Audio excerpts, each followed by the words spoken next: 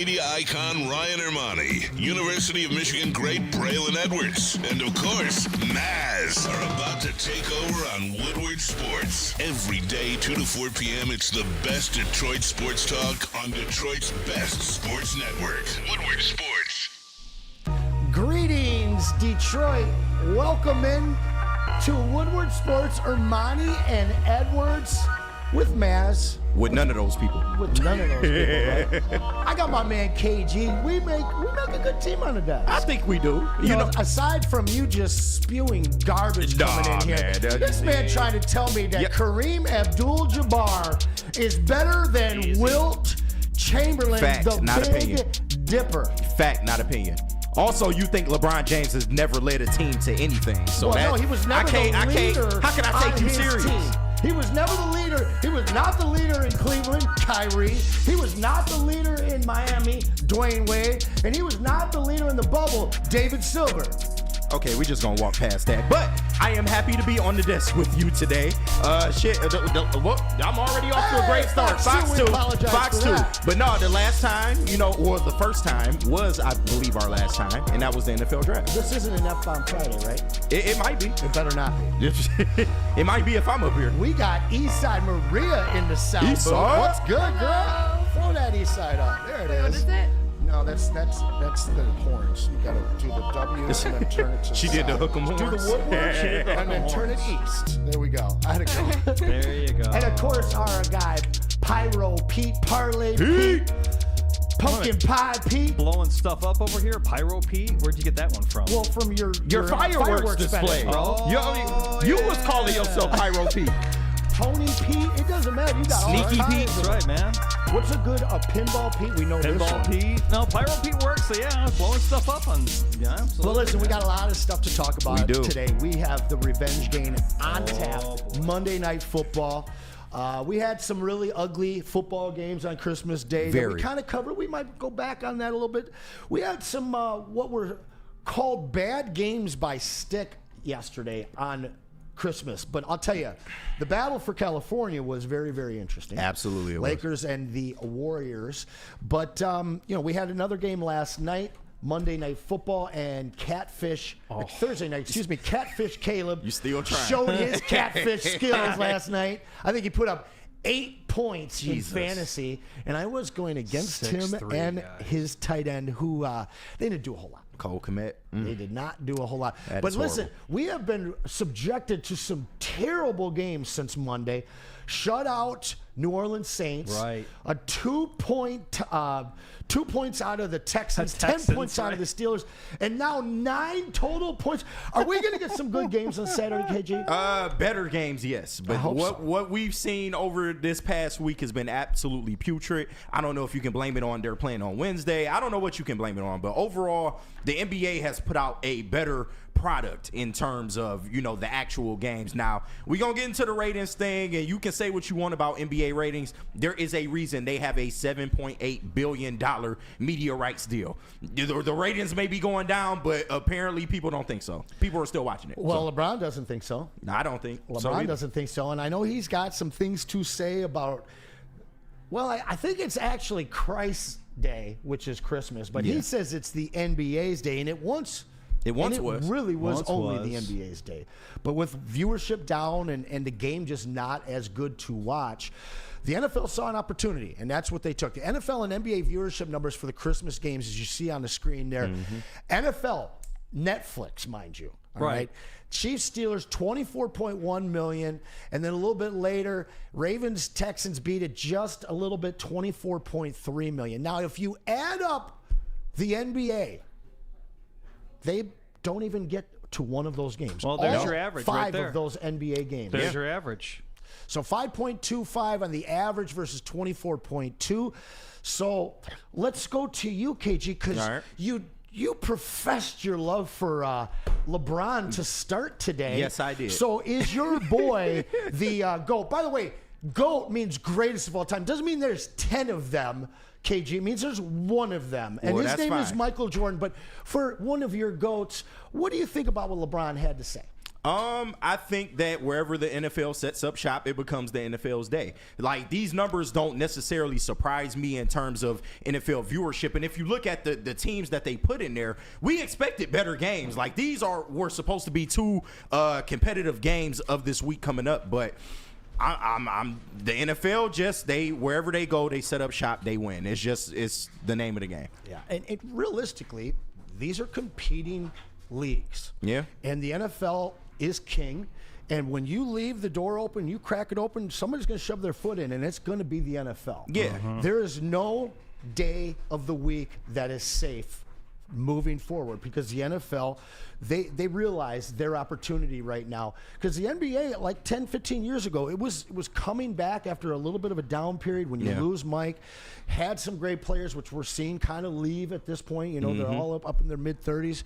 I'm actually really looking forward to this new phase of the NBA, but I think the NBA does need to shake up their set of rules a little bit. No, absolutely. A lot of people have fallen out of love with the way the game is played now. Of course, it's dominated by the three ball. Not everybody can shoot the three ball, but that's just where the NBA has gone. And I mean, the offensive points went up, so you would think viewership will go up with that. But there seems to be some kind of disconnect just in terms of play styles. And I don't think it's the worst thing in the world because, I mean, the three-point shot, the most electric shot in the game, it is something that the NBA desperately needed to do because if you go back to, you know, the 04 Pistons days, teams were barely scratching 100 points. Like, if you gave up 100 points, you were probably one of the worst teams in the NBA, like, consistently. But I just think that they do need to do something. I don't know if it's necessarily all the three ball that's killing the game because, like you said, we're in a transitional period. A lot of the older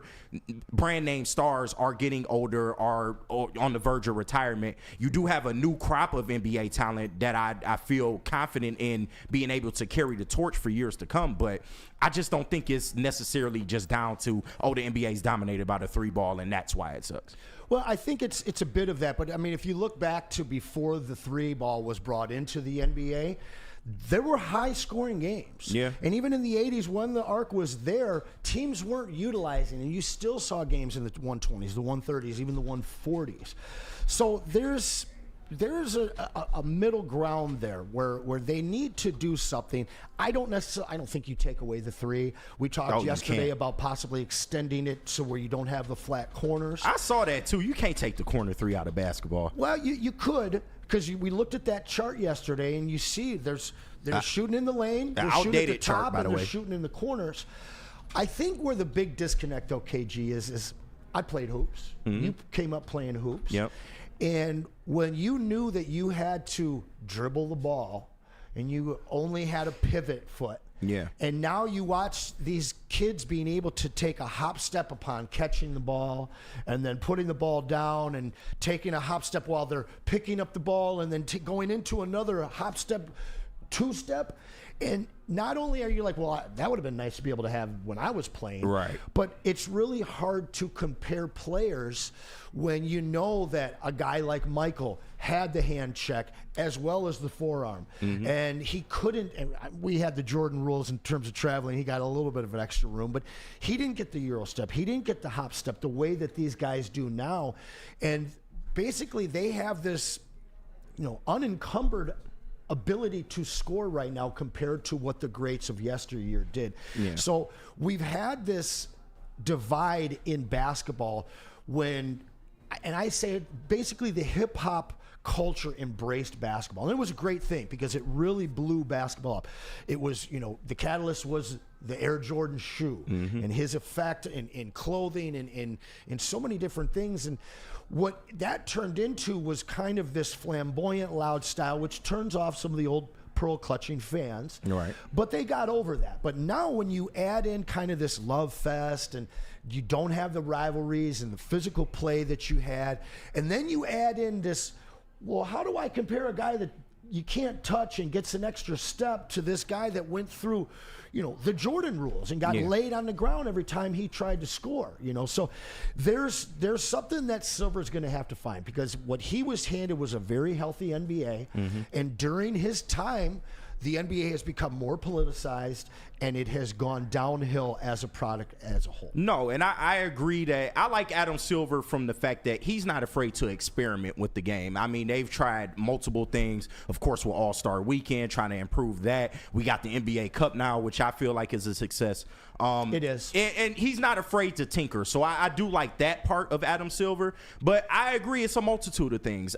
You hit the nail on the head. It's a combination of, okay, things don't get called. Then you have the combination of, oh, it's a little, things get called too much. I mean, how many stoppages do you see during an NBA game for a replay review of some sort? Also, rivalries are gone. There's no heat between teams. Everybody's friends, which I don't mind that. But on the basketball court, we used to get, very, very physical play. And now that the NBA is not like that, it's kind of taken some of that juice out of there. And these guys, they don't value rivalries as much as they used to. KG, it's barely before your time, but the Bad Boys run, do you know how upset people got over Isaiah and Magic doing the cheek kiss before games? Oh, yeah. I mean, that Horribly drove upset. people crazy. Yeah. I mean, national pundits like, why are these guys doing this? They're playing the finals. They should hate each other, But what you saw when Magic fouled Isaiah hard and Isaiah went back and pushed him, that's what people want to see. Of course. They want to see the Pistons and the Bulls hate each other. They want to see the Pistons and the Pacers hate each other. And you just don't have that rival. I can't even name one rivalry that is even compelling in the NBA right now. I mean, you still got maybe Celtics Lakers, but that's only because of the championship count. And they got to get to the finals, both of them, for them to really exercise that. But yeah, it's kind of dead in that department, man. And a lot of it comes from these guys grew up together. AAU basketball is a big reason why there are no rivalries. All of these guys know each other, know each other's families, have traveled the road together, played on each other's teams. So when they get to the NBA, it's like they still homies. But yeah, it's just, and you see the same thing with college football too. The rivalry kind of killing the game, and I think that's a big part of it. Well, and thank God we still have some of those rivalries, because those are the most watched games that come out. But listen, I would love to double down on basketball right now. We will get back to it. We will talk about the Pistons' victory in Sacramento last night. But I know y'all want to talk football right now. This is Lions country. We've got a massive, massive game on Monday night. Now, I've heard so much stuff from fans talking about, well, if the Packers beat Minnesota, we can rest our players. Listen, we could have a 3-game lead on the field right now. Yeah. This is a revenge game. Oh, absolutely. Is there any scenario, even a 3, 4, 5-game lead, where we have number 1 seed locked up, where you don't see Dan Campbell going in there to try and put up 50?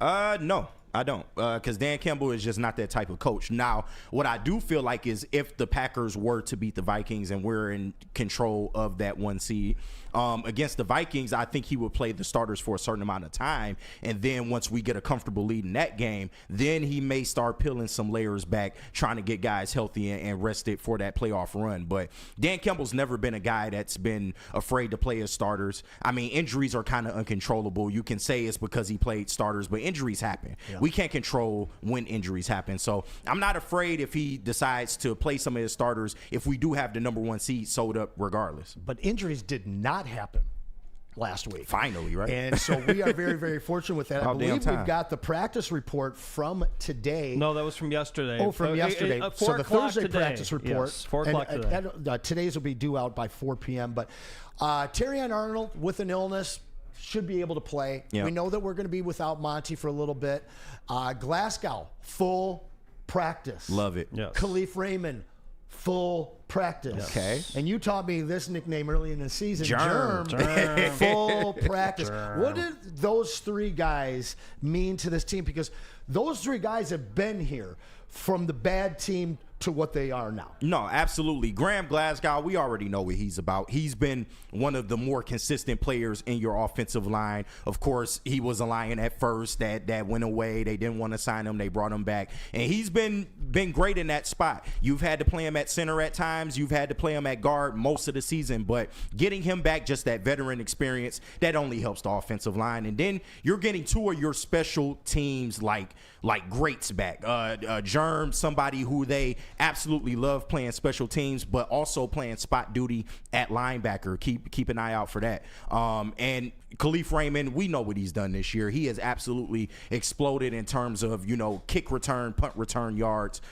So I'm excited to get anybody back at this point. The Lions just need bodies. I'm glad to have them back. I think a lot of fans don't realize, if you look before week 1, the starting linebacker core was Barnes, Anzo, and Germ. Yeah. Not Campbell. Yep. And Campbell, obviously, he's stepped up, and that is our number 1 linebacker right now and through the majority of the season, especially since Anzo went down. But you look at what Germ does for your linebacking core with the experience he brings. But like you said, when you bring him along with Khalif, who was playing so well, taking returns back, we might be able to see some major plays out of our special teams through the playoffs. Yeah, and I think Germ being played at linebacker is really the key here, because that is an area where the Lions are still probably suffering the most right now. You have gotten some reinforcements back on the defensive line, although not everybody, and your secondary is pretty much intact besides Carlton Davis. So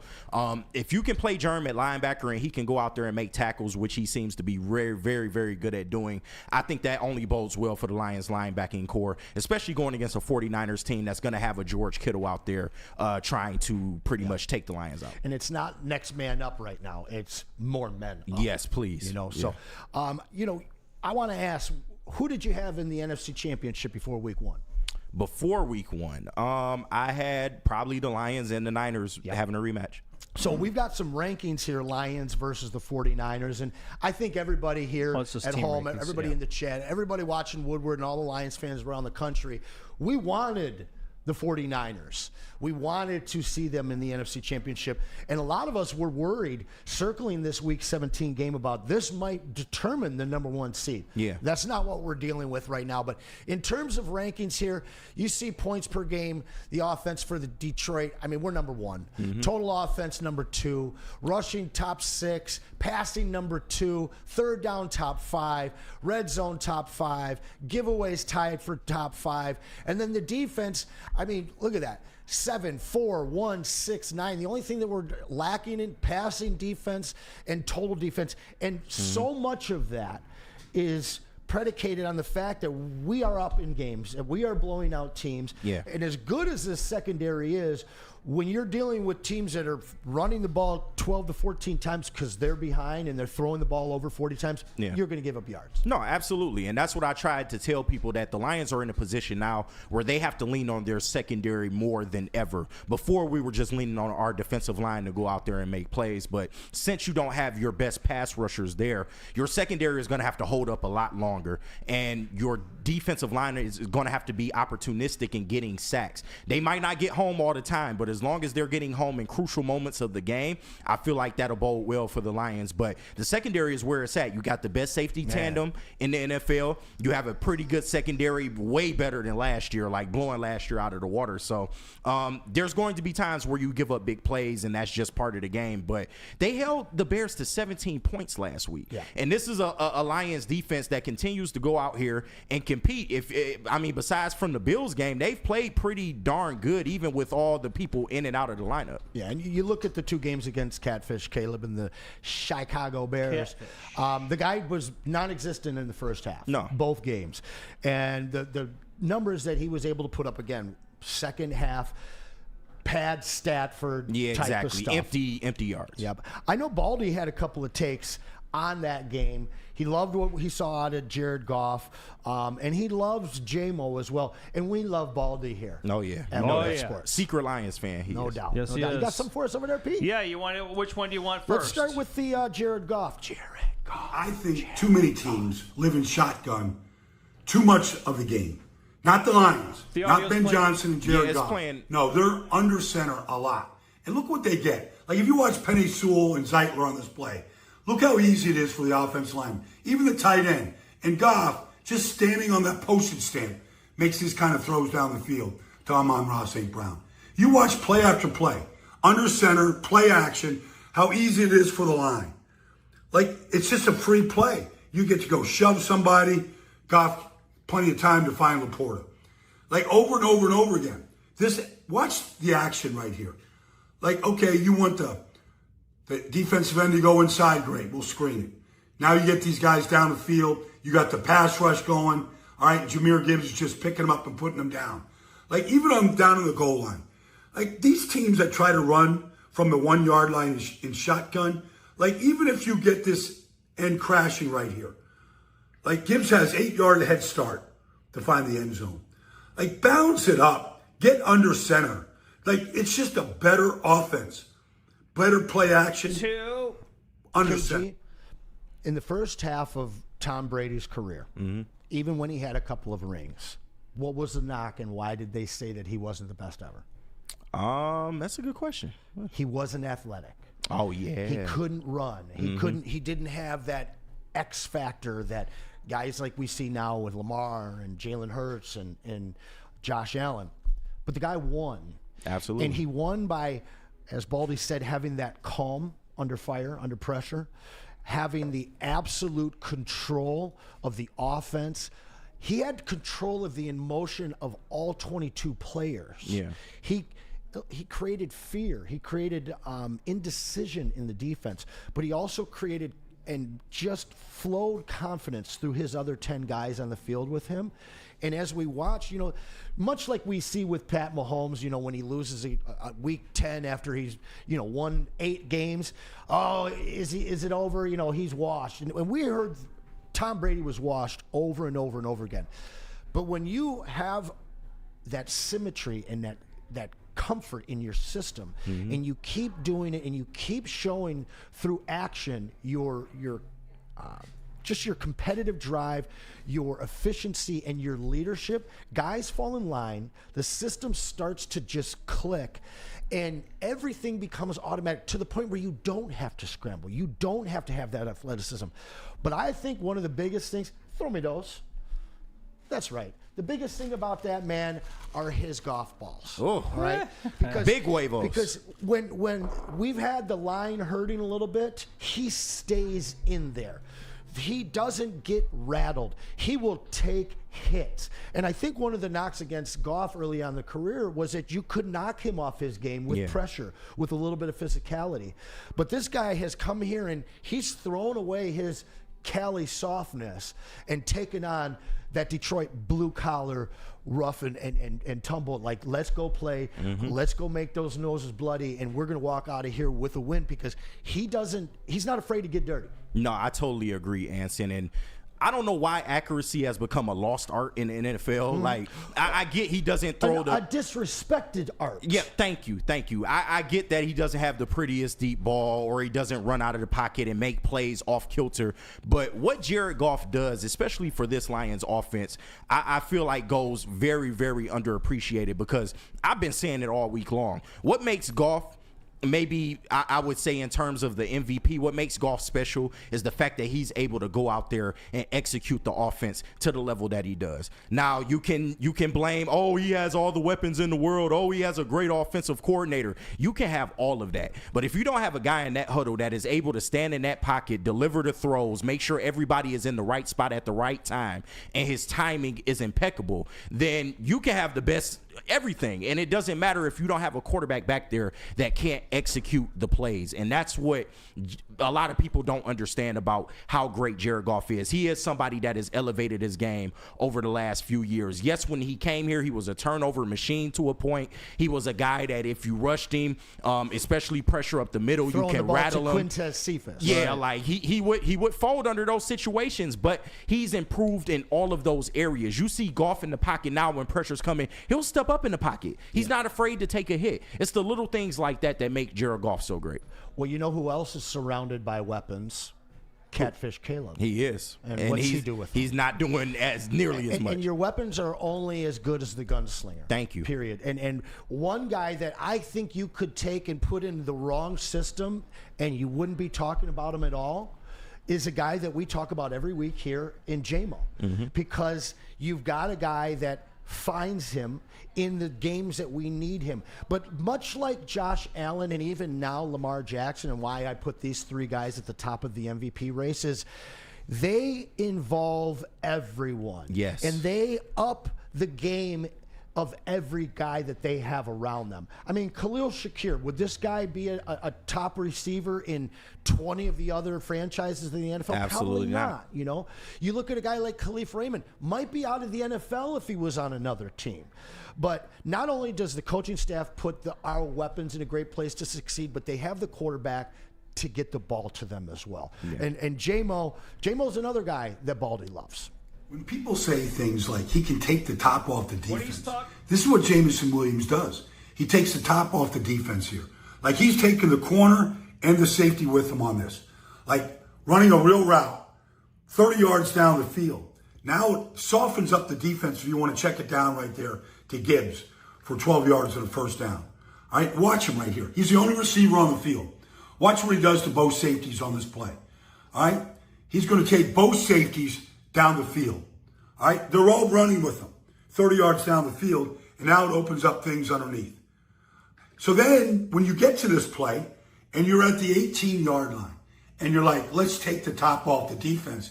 This time we'll throw it to Jameson just to keep it honest and just keep them happy. Because sometimes if you're just running streaks all game long and they're not even looking at you, like it can be a little tiresome. But sometimes it pays off. That guy opens this offense up like almost nobody else in the business. We hear that term almost ad nauseum in the NFL. You need the deep threat to take the top off of the defense. Yep. You remember when J-Mo wasn't in games this season? The offense looked different. It did. It wasn't as easy.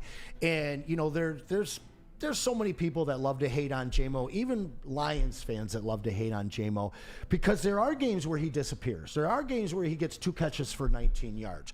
What is lost on a lot of the common fan is what we just saw right there, what Baldy just broke down. Our defensive coordinators lose sleep thinking about J-Mo. You got to obviously think about the running attack, the quarterback. You got to worry about Laporta. You certainly got to worry about Saint.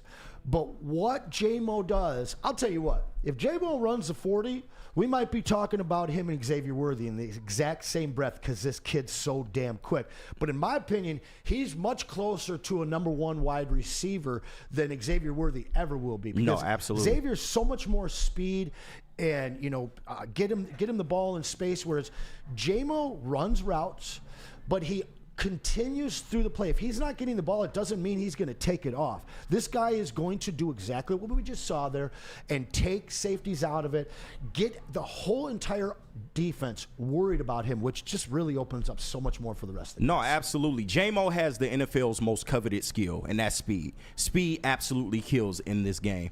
And the way J-Mo, I think one thing that's been underrated about J-Mo is his route running ability. A lot of people think, oh, he's just speed. You send him on streaks every play, and, you know, the defense has to account for him that way. But no. He can kill you underneath. He can kill you in the middle of the field. He can kill you just going up on a streak like we saw on the Baldy video. He literally outran a bracketed man coverage. A safety was supposed to be over the top to cover him, but he's so damn fast, it doesn't matter. Before they can even set up, he's already 5 to 10 yards ahead of him. That's how good J-Mo is. He's a complete receiver, and we knew this about him coming out of Alabama. The only reason that he fell in that draft was because of the ACL injury. And at the time, I said this... And he still went 12. No, absolutely. And at the time, I said this a couple shows ago, at the time they drafted him, there was still some question as to whether Amon-Ra and his size could really be a number 1 in the NFL. Now, that question was answered. Amon-Ra is undoubtedly the leader in this wide receiving core. But when you have a weapon like Jameson Williams, that just keeps, you know, offensive or defensive coordinators up at night because they don't know how to game plan, especially when you add in a Jahmyr Gibbs, Monty when you had him, and now you got Amon-Ra who can absolutely destroy your zone man coverage, and now you have the over-the-top threat in J-Mo. He's made this offense complete. Well, let me tell you how good the Lions are real quick just before we go to break. The Lions are so good that they're even influencing the Kansas City Chiefs, and this goes to your point there, Anson, and also goes to, you know, the point that Kenny G was making about J-Mo. The Kansas City Chiefs just got Hollywood Brown back, which takes a lot of pressure off of Xavier Worthy. Xavier Worthy was basically out of a job in sort of a way because they had him running Hollywood Brown's routes basically at the number 2 slot. Yeah. Now with Hollywood Brown back, if you've noticed what they've done with Xavier Worthy, the Chiefs have stolen from the Lions playbooks. Even the Chiefs have turned Xavier Worthy into their Jahmyr Gibbs. He's running from the backfield. He's running from the slot because they don't really need like an Amon-Ra St. Brown because that's Travis Kelce's job. That's what he's there for, is to run those routes. So I find it very interesting that the Lions are even influencing the Super Bowl champions as to how to play their game, and it's proving on the field with how they dominated Pittsburgh, and that's kind of a concern for me going forward, especially when these two teams face off in the upcoming Super Bowl. So I just wanted to make that point out. Remember the greatest show on turf? The Rams were absolutely plagiarized after that year. Every single team in the NFL was taking notes. That's correct. And we saw an explosion in offense and a gear towards a passing game after that. But we got some bills to pay. We're at the 2:30 mark. We come back. We got some more football, a little bit of basketball talk. But for now, I believe KG is going to tell us about your New Year's resolution. Hey, Planet Fitness, man. And you don't got to wait for New Year's, man. That's Get in the gym right now, man. That New Year's, that stuff, that's for chumps, man. You get in the gym right now, and Planet Fitness has the best gym deal in the game. Y'all know what it is, $15 a month. Get you access to all of the Planet Fitnesses, over 50 in the Metro Detroit area and thousands worldwide, man. At Planet Fitness, they offer a squeaky clean gym that has tons of equipment-friendly and knowledgeable staff and a totally judgment-free atmosphere, man. If you want all the perks that come with the black card, man, you can get them, man. The body massage, the hydro massage, the tanning beds, everything you can imagine Planet Fitness has for you, because at Planet Fitness, your fitness is essential. And then we have 1800 Tequila, which is the official tequila of Woodward Sports Lions watch parties and the post-game show. Join 1800 Tequila and Woodward Sports every Lions game, live at Hayes Social in Shelby Township, and celebrate the wins with smooth 1800 Tequila, the proud sponsor of your Detroit Lions. 1800 Tequila, the best taste in tequila, and remember to drink responsibly. No one gives away more cash and prizes than Woodward Sports. You don't believe us? Here's our latest $10,000 winner. You know, you guys posted, hey, if you guess all this stuff right, we'll give it's $10,000. I'm like, okay, well, why the hell not? And the winning doesn't stop there. How about our Outkick Your Coverage winner? Let's give it up for David Tully, everybody. David Tully. This guy's got a hot girl. Bigger prizes, bigger giveaways, cash, merch, tickets, and more. All from the biggest sports network in Detroit. No one does it bigger and better than Woodward Sports. Make sure you're following, liking, subscribing on Instagram, Facebook, X, and YouTube for your chances to share in the winning. From Detroit's #1 sports network, Woodward Sports.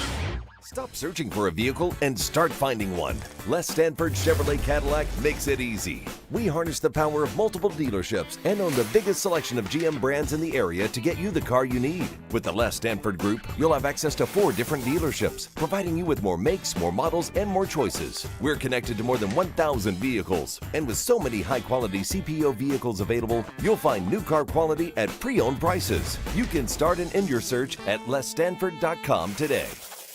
A network for the city, by the city. Woodward Sports is Detroit sports. Any Lady Jane's Haircuts for Men today. Open 7 days a week. Sit back, relax, and enjoy precision haircut, scalp massage, hot leather neck shave, and hot towel treatment from one of our talented stylists. Step up your game this season and take advantage of our $20 haircut special. Scan the QR code and get your coupon today. Lady Jane's Haircuts for Men, the ultimate haircut experience. Open 7 days a week. Walk-ins always welcome. Lady Jane's Haircuts for Men. It's wicked awesome. The most talked about Detroit media by other Detroit media. And we love it. It's the Woodward Sports Network.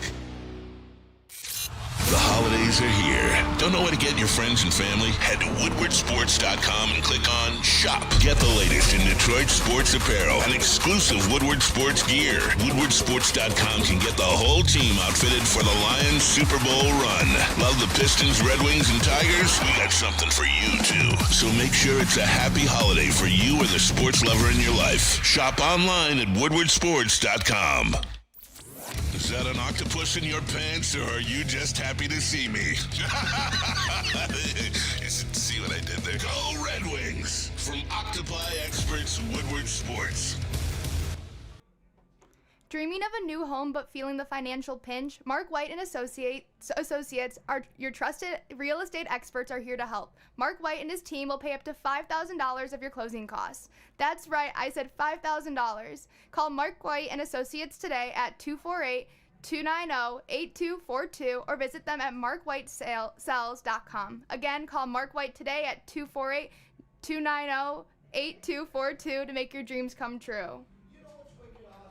A $20 haircut special in 2024. Because, I mean, haircuts aren't cheap. Hell yeah. But at Lady Jane's, you can walk in 7 days a week. No reservation required. Take advantage of that $20 haircut special. Scalp massage, hot leather neck shave, and that hot towel treatment. Listen, just scan that code, QR code over in one of those corners over there, or you can just walk in. They're all over the Metro Detroit area. Lady Jane's Haircuts for Men. Now that is wicked awesome. Wicked. And we're back. Welcome back to the Ermanni and Edwards show with no Maz, no Ermanni, no Edwards, but my man KG is here. Why? It's Christmas time. I should have went home with everybody else, man. Yeah. We got Eastside Maria, Eastside Booth, and of course one of the many P's before Pete over there. We were talking football. We're gonna stick on football, but I want to let you all know in the chat we got that super chat option. If you want to drop a super chat, my man Pete will read it. Super chat, Pete. Right. Well, that's actually Dante. I'll read it all. No matter what it says, he will read it. I'll read Keep it that all. in mind. That's right. Let Pete cook. Super chat, Dante. Let Pete cook. So, I mean, let's talk about the Lions a little more in depth here. I talked about this, I believe it was Tuesday. Spenny talked about Jahmyr Gibbs. He thinks that this will be the best player in the NFL at some point. And this last Sunday game, we got a chance to, or when the hell did they play? Was it Sunday? It was Sunday. Man, it seems like forever ago with Christmas, but this team just kind of looks like they are in a different mindset than I've ever seen a Lions team. Obviously, they seemed dialed in last year, but what we're about to see over these next 2 weeks, I don't think that Lions fans are stopping to enjoy this enough. No, they aren't. There's a lot of infighting. Obviously, the win this last week really, really helped all of that out. But I'm putting a personal plea out to you guys. These next 2 weeks, get your family together. Maybe bring them down to Hayes Social and join us. Shout out. But after these 2 weeks, we're most likely going to get a week off because we're going to be on the bye. But then every single game after that it's not like we're excited to be there anymore. There's expectations, and they're massive in this town right now. So you got 2 weeks, Lions fans. Get your Sorokis ordered. Get your family together. Come out and be with us at Hayes Social. Wherever you do it, stop and smell the Honolulu blue roses right now. I'm telling you, you got it. No, absolutely. And what this team has accomplished in particular this year has been absolutely amazing. We have a franchise record in wins 13, never been done before. And just the fact that we faced so much adversity up until this point in terms of injuries. And I've never seen an injury bug this bad with the Lions or maybe even any other team ever. Much less a team that stayed above 500. No, that's a fact. That's a fact. So what the Lions have done this year is absolutely amazing. And they have kept that goal of getting back to the Super Bowl in mind. They have not looked ahead of anyone. They play every team that week. They prepare for every team the week that they play them. But they've always had in mind that we all know what this is for. We are going to get back to that Super Bowl. And I have no doubts in my mind that they can do that because at every turn, they have shown you that they have not deviated from their message at all. When Dan Campbell told people last year that, it's hard to get back, he was trying to let the people know that it's not a guarantee. Nope. And as we can see, all the injuries and stuff, a normal team would have folded under these circumstances. But the fact that they are week in and week out competing, and not only competing, they're dominating teams. Like, this just shows you that whatever message that Dan Campbell was preaching to these guys, it's working, and they all have that goal in mind to get back to the Super Bowl, and I feel like they will. Yeah, I remember back to last playoffs, that first game, we were just all so desperate for the first Lions playoff victory in 30-plus years. Yeah.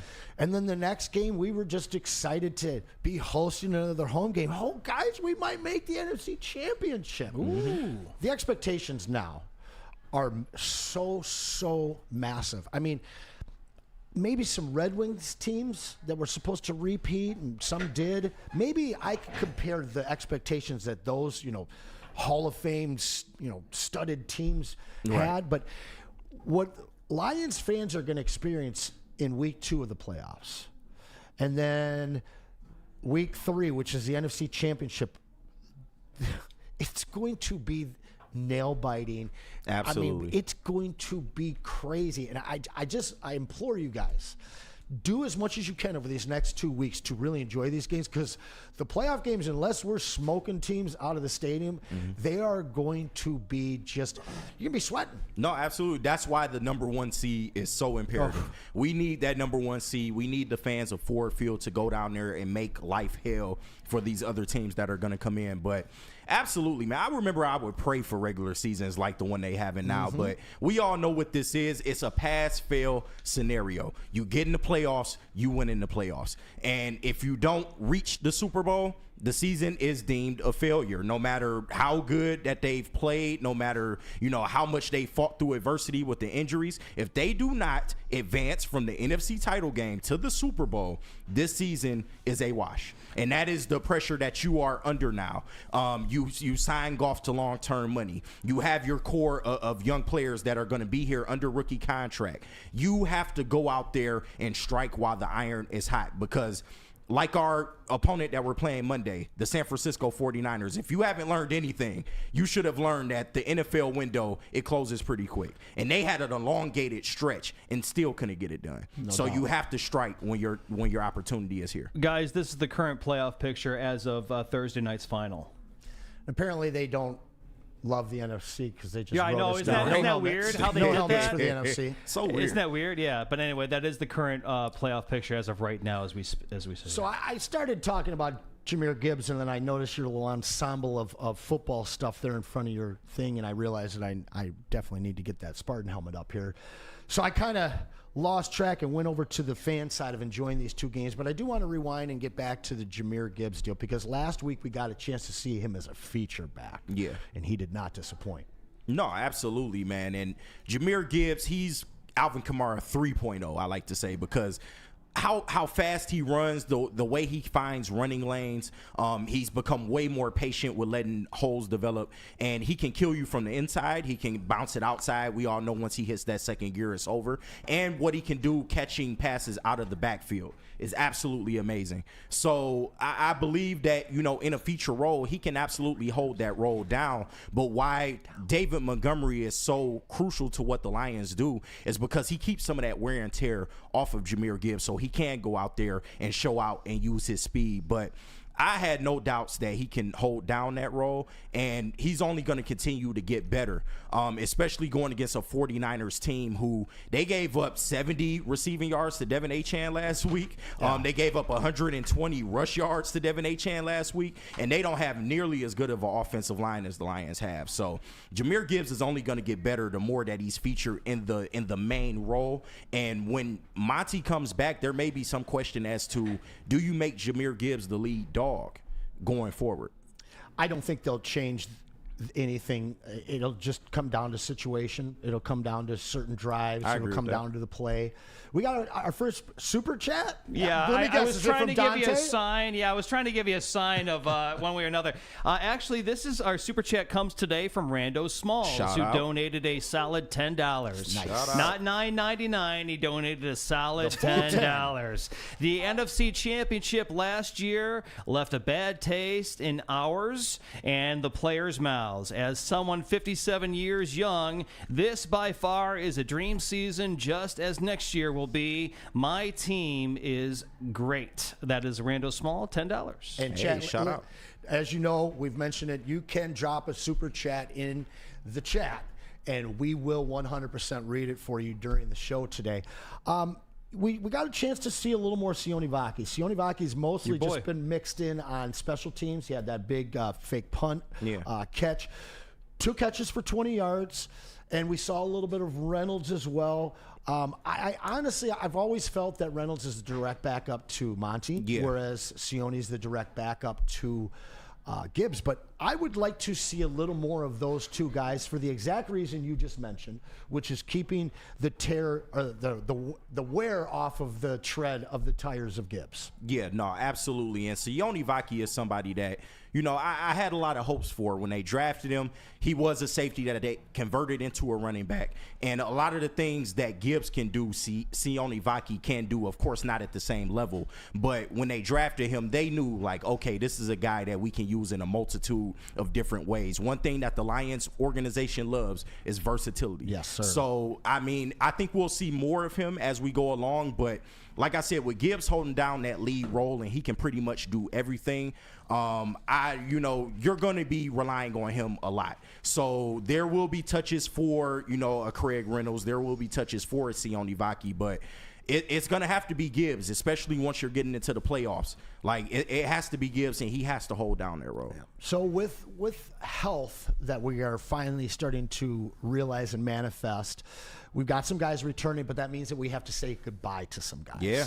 So Quan Alexander, who is a Pro Bowl linebacker during his heyday, came in and filled some needs and some holes when we had basically no linebacking core left, but he is gone. Do you miss him? No.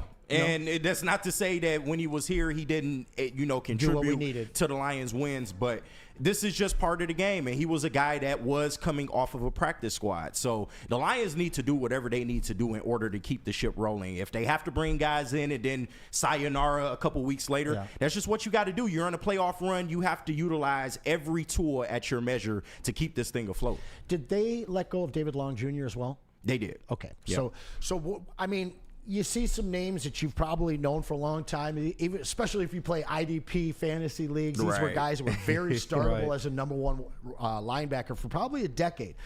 But at this point, saying goodbye to those two names that you might know, it's really a good thing because it means that the Lions are getting healthy. Exactly. And we're getting the guys that have been here for more than just a month. They've been here for some years.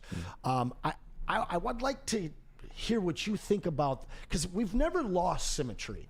Like the cohesion and the chemistry of this team has stayed intact despite losing nearly 20 major players.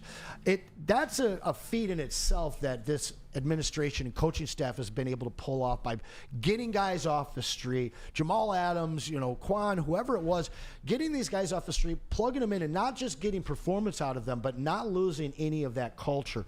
And again, that chemistry. You're bringing guys back now that are leaders. Yeah. And you know what that is. That's coaching. That's I don't know what else you can describe it as. It's the ability to, bring in these new people, get them acclimated to your system quickly, and be able to go out there and perform. Because that's not easy, man, especially coming from one situation to another and just being able to go out that very next Sunday and go out there and make plays. It's not easy to do. So you got to credit AG for what he's been able to do. Yes. I forgot the number. I think Neil Rule said it. It's been 29 different lineup combinations on defense for the Lions throughout the totality of the season, man. And that is not an easy feat. Yeah. The way AG is able to just go out there, execute a game plan and just make sure these players are in the right positions at the right times consistently it's been amazing. KG, honestly, we got like 10 minutes before the break, and I'm kind of struggling to come up with Lions talk because there isn't controversy right now. There aren't the big, hot topics right now. We're not talking about J-Mo going to Coney at 12 sure, at night. Exactly. But listen, we got 10 more minutes, and we're gonna push really hard on the Lions.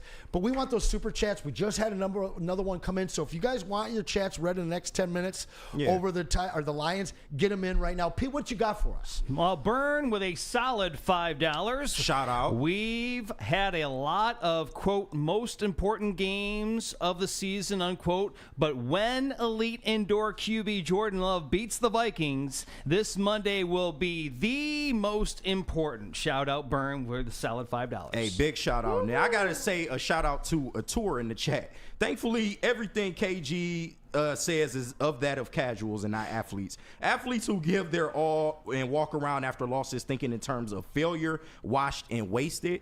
I think if you ask any of these Lions players, they would tell you that this is Super Bowl or bust. Like, if they were to get to the NFC Championship again and fail, I don't think they're going to look at the season and, oh, it was a great season, which it was in the regular season, but that's what the regular season is for the playoffs. Everybody would tell you that this is a Super Bowl or bust season. They've said it since the preseason. They've said it since the offseason. Everybody from the top down, Sheila, Dan, Brad, the players. So, hey, hate on me all you want, but even the Lions know that if they were to fail anywhere before the Super Bowl, that's not good enough. It's just not. And that's one of the pretty much the only time that I will say Lions fans and the Lions themselves are the same. All year, for a few years, I've been screaming, if we're going to raise the bar for the players, you got to raise it for the fans as well. Absolutely. But listen, anything short of at the very least making our first Super Bowl is massive failure that will ruin your summer for both the team, the front office, the coaching staff, and every single person that wears Honolulu blue and carries this team in their heart. And once again, the windows are short in the NFL. You don't know when you're going to be Not back, for long. which is why Dan Campbell said that at the end of the NFC Championship game. You don't know when your opportunity is going to come. So you have to strike while this team is a 13, hopefully 14-2 team, and heading into the playoffs as the number 1 seed in the NFC. I know Dante is going to hit us with a super chat real quick. Oh, here, yeah, but big why fan. don't you pick something else out of the chat there that you want to read, KG? All right. Let's see. A lot of people talking to each other. Oh, Rue Monkey 58 in the chat. Shout out to you.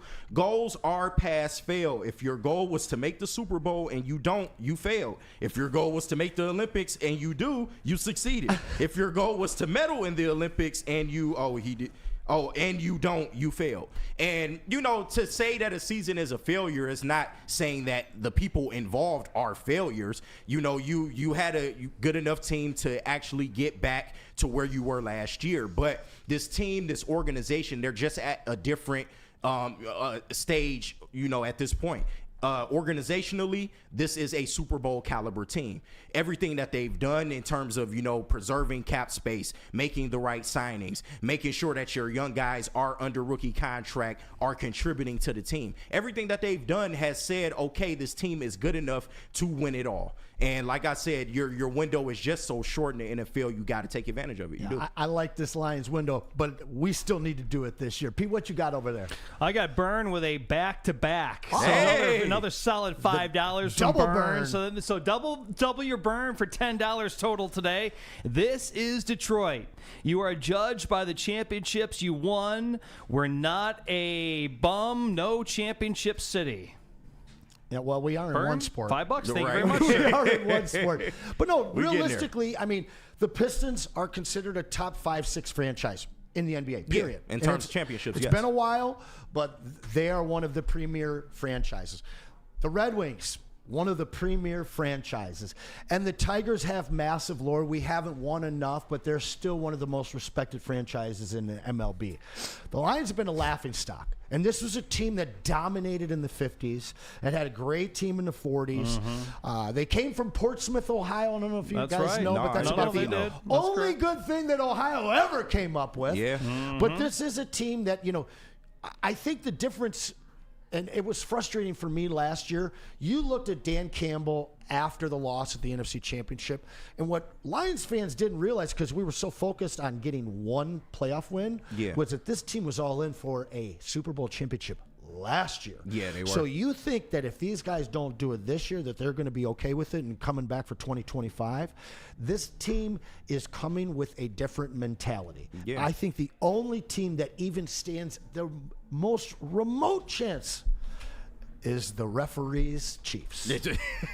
And no, that's correct. And we do have to give the Chiefs credit. These last 2 to 3 weeks of football have looked a lot better. They actually look like the juggernaut that we know them to be, man. But, of course, they are the current dynasty in the NFL. So you got to give them their credit. But right under them, I would put the Lions at this point because no other team in the NFL has shown me just the amount of sheer determination to get back to what they once had than the Detroit Lions. You got to just give it up.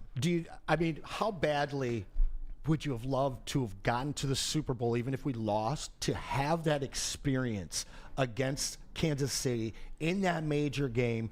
Because my big concern is if we get there with KC, this is a team that's been there a lot of times. They've been there the last 2 years.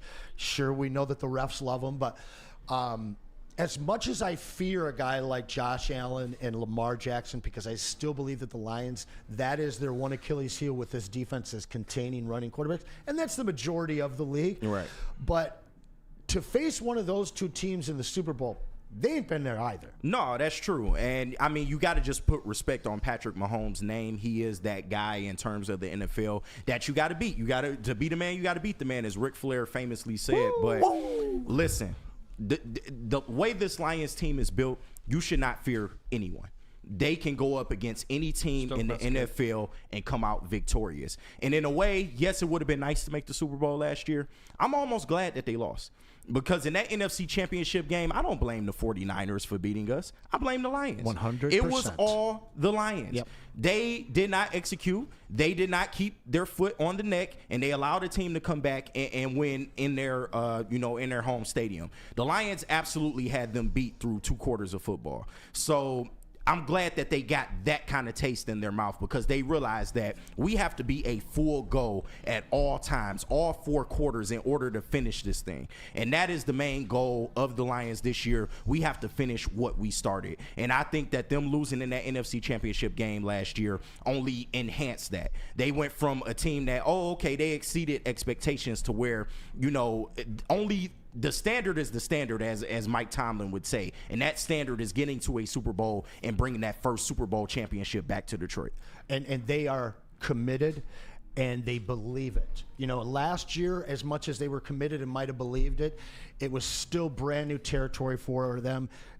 The Lions fans had a hard time believing it. Yeah. Now it's all so real, and they got to bring Lombardi home. No. Pete, we got another super chat? Yes, I do. And Dante, on time. I was wondering where he was at. Right on time. I was going to say, everybody together, guess who on 3, 2, 1. Dante 151.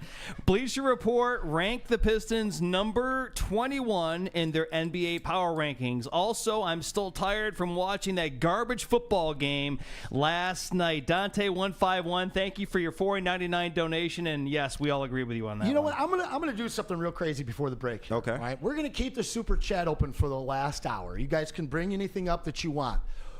Whoever donates the most, we will dedicate the last 10 minutes to whatever topic that you want. Nice. How about that? You like that? Nice. Let's do it. All right. There you go. Let's pay some bills, that sounds Pete. fine to me, man.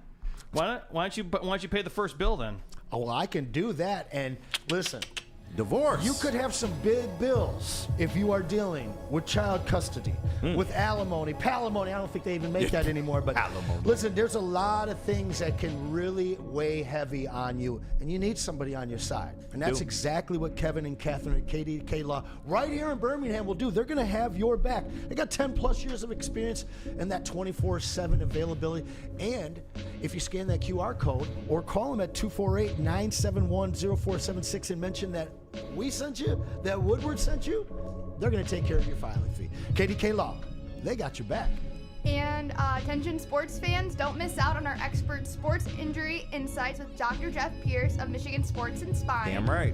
Join Dr. Pierce every Tuesday during Big D Energy and Thursdays during Ermanni and Edwards, where he offers top-notch injury advice. Top-notch. Trust the guy that DMAC trusts. DMAC. Oh, DMAC. DMAC. Run DMAC. We love you, Maria. You're doing great. You're doing great. Dr. Jeff Pierce is here to keep you in the game and performing at your best. For more information, visit Michigan Sports and Clip that. Clip that, baby. Dude, Let's Pete go. over here going crazy. Call 248-426-9944. No one gives away more cash and prizes than Woodward Sports. You don't believe us? Here's our latest $10,000 winner. You guys posted, hey, if you guess all this stuff right, we'll give it's $10,000. I'm like, okay, well, why the hell not? And the winning doesn't stop there. How about our Outkick Your Coverage winner? Let's give it up for David Tully, everybody. David Tully. This guy's got a hot girl. Bigger prizes, bigger giveaways, cash, merch, tickets, and more. All from the biggest sports network in Detroit. No one does it bigger and better than Woodward Sports. Make sure you're following, liking, subscribing on Instagram, Facebook, X, and YouTube for your chances to share in the winning. From Detroit's #1 sports network, Woodward Sports. Stop searching for a vehicle and start finding one. Les Stanford Chevrolet Cadillac makes it easy. We harness the power of multiple dealerships and own the biggest selection of GM brands in the area to get you the car you need. With the Les Stanford Group, you'll have access to 4 different dealerships, providing you with more makes, more models, and more choices. We're connected to more than 1,000 vehicles. And with so many high-quality CPO vehicles available, you'll find new car quality at pre-owned prices. You can start and end your search at lesstanford.com today.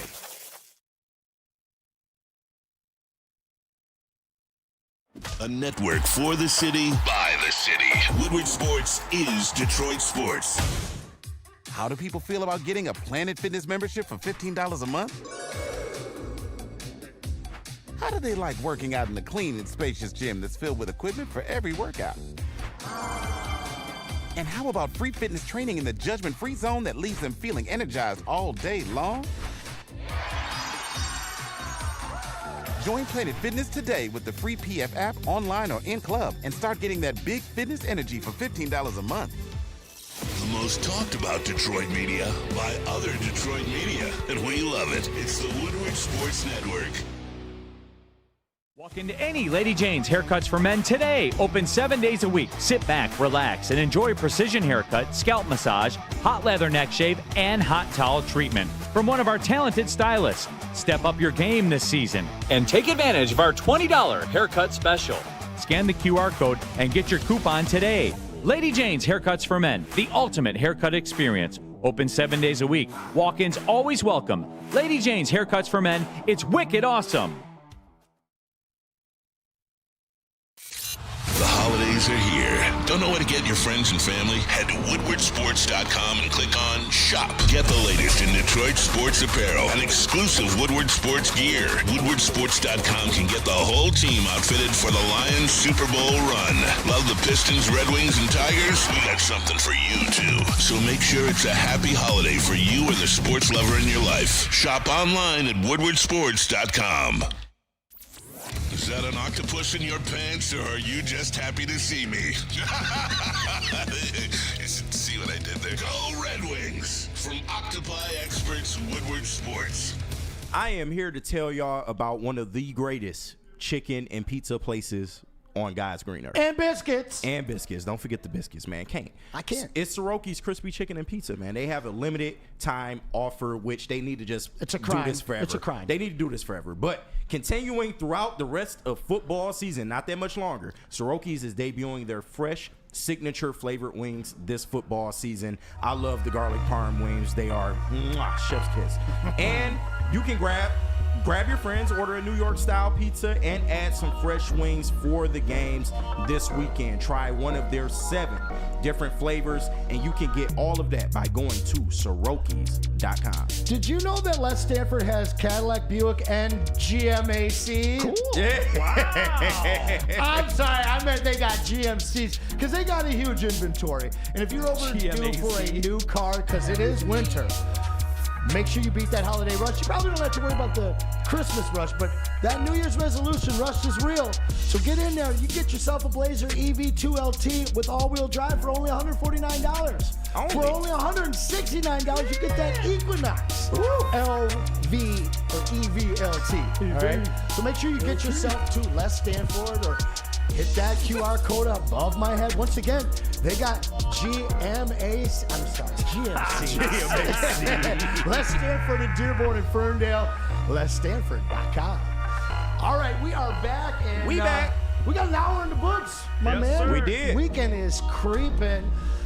Shout out to Eastside Marie bringing us some comedy relief today. I love it, Maria. We love having you here. Okay. We do. Okay. Maria, you are awesome. I love being here.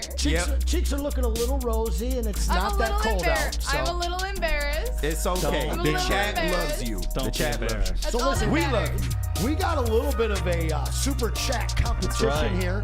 Pete, I know you got one to read. You want to let us know who's in the lead right now? Right now, I'm going to read the read. Rando Smalls is currently in the lead right now. And Rando Smalls donated another solid $10. As being an older fan, I don't think in my lifetime all 4 major teams have been this good all at the same time. That is from Rando Smalls, solid $10. He is currently in the Super Chat lead. Hey, I've been talking about it. The 20s were the decade for this city and their teams. Yeah. A little bit delayed. You know, I thought it was going to be a little bit early. I thought the Pistons were going to be better last year.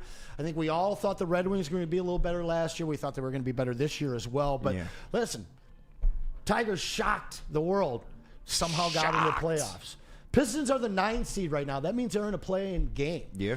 And we already know exactly what's going on with the Lions. But I'm looking at that pretty hat that you have on right now. Oh, thank you. That old English D. Oh, and the you don't most get no better than iconic that. logo in the MLB. I don't care about the Yankees.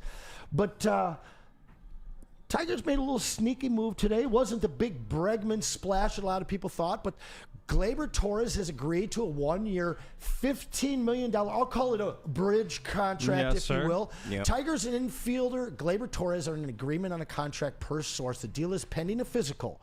John Heyman first reported Torres to Detroit, and that is courtesy of Evan Petzold. So this is going to, most importantly, allow Colt Keith to move to first base. How do you like this move? That's what it seems like, because Gleybar Torres is somebody that they're bringing in, and they're not going to platoon him. He is going to be a starter. We're talking about a guy that was a 2-time All-Star early in his career, but at some point he kind of hit a plateau with the Yankees. Now, you know, last year he kind of revived himself a little bit. He hit for 257 with 15 home runs and 63 RBIs, but towards the second half of the season, he hit 292.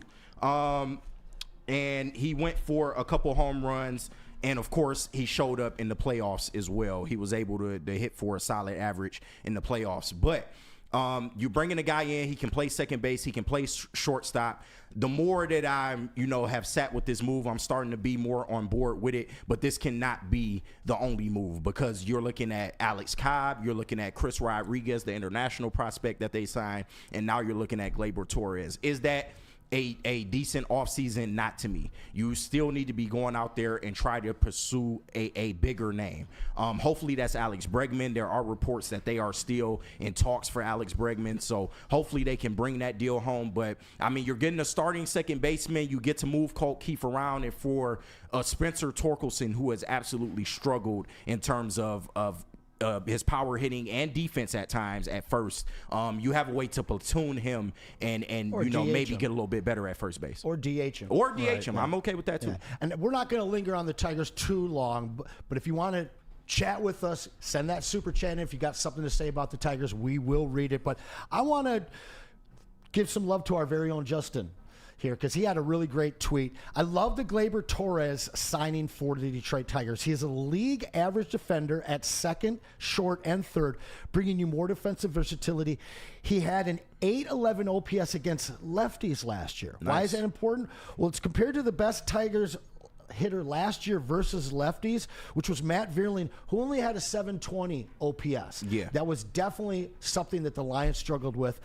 This is a veteran bat you needed to add, which gives A.J. Hinch more chess pieces to use against left-handed pitching.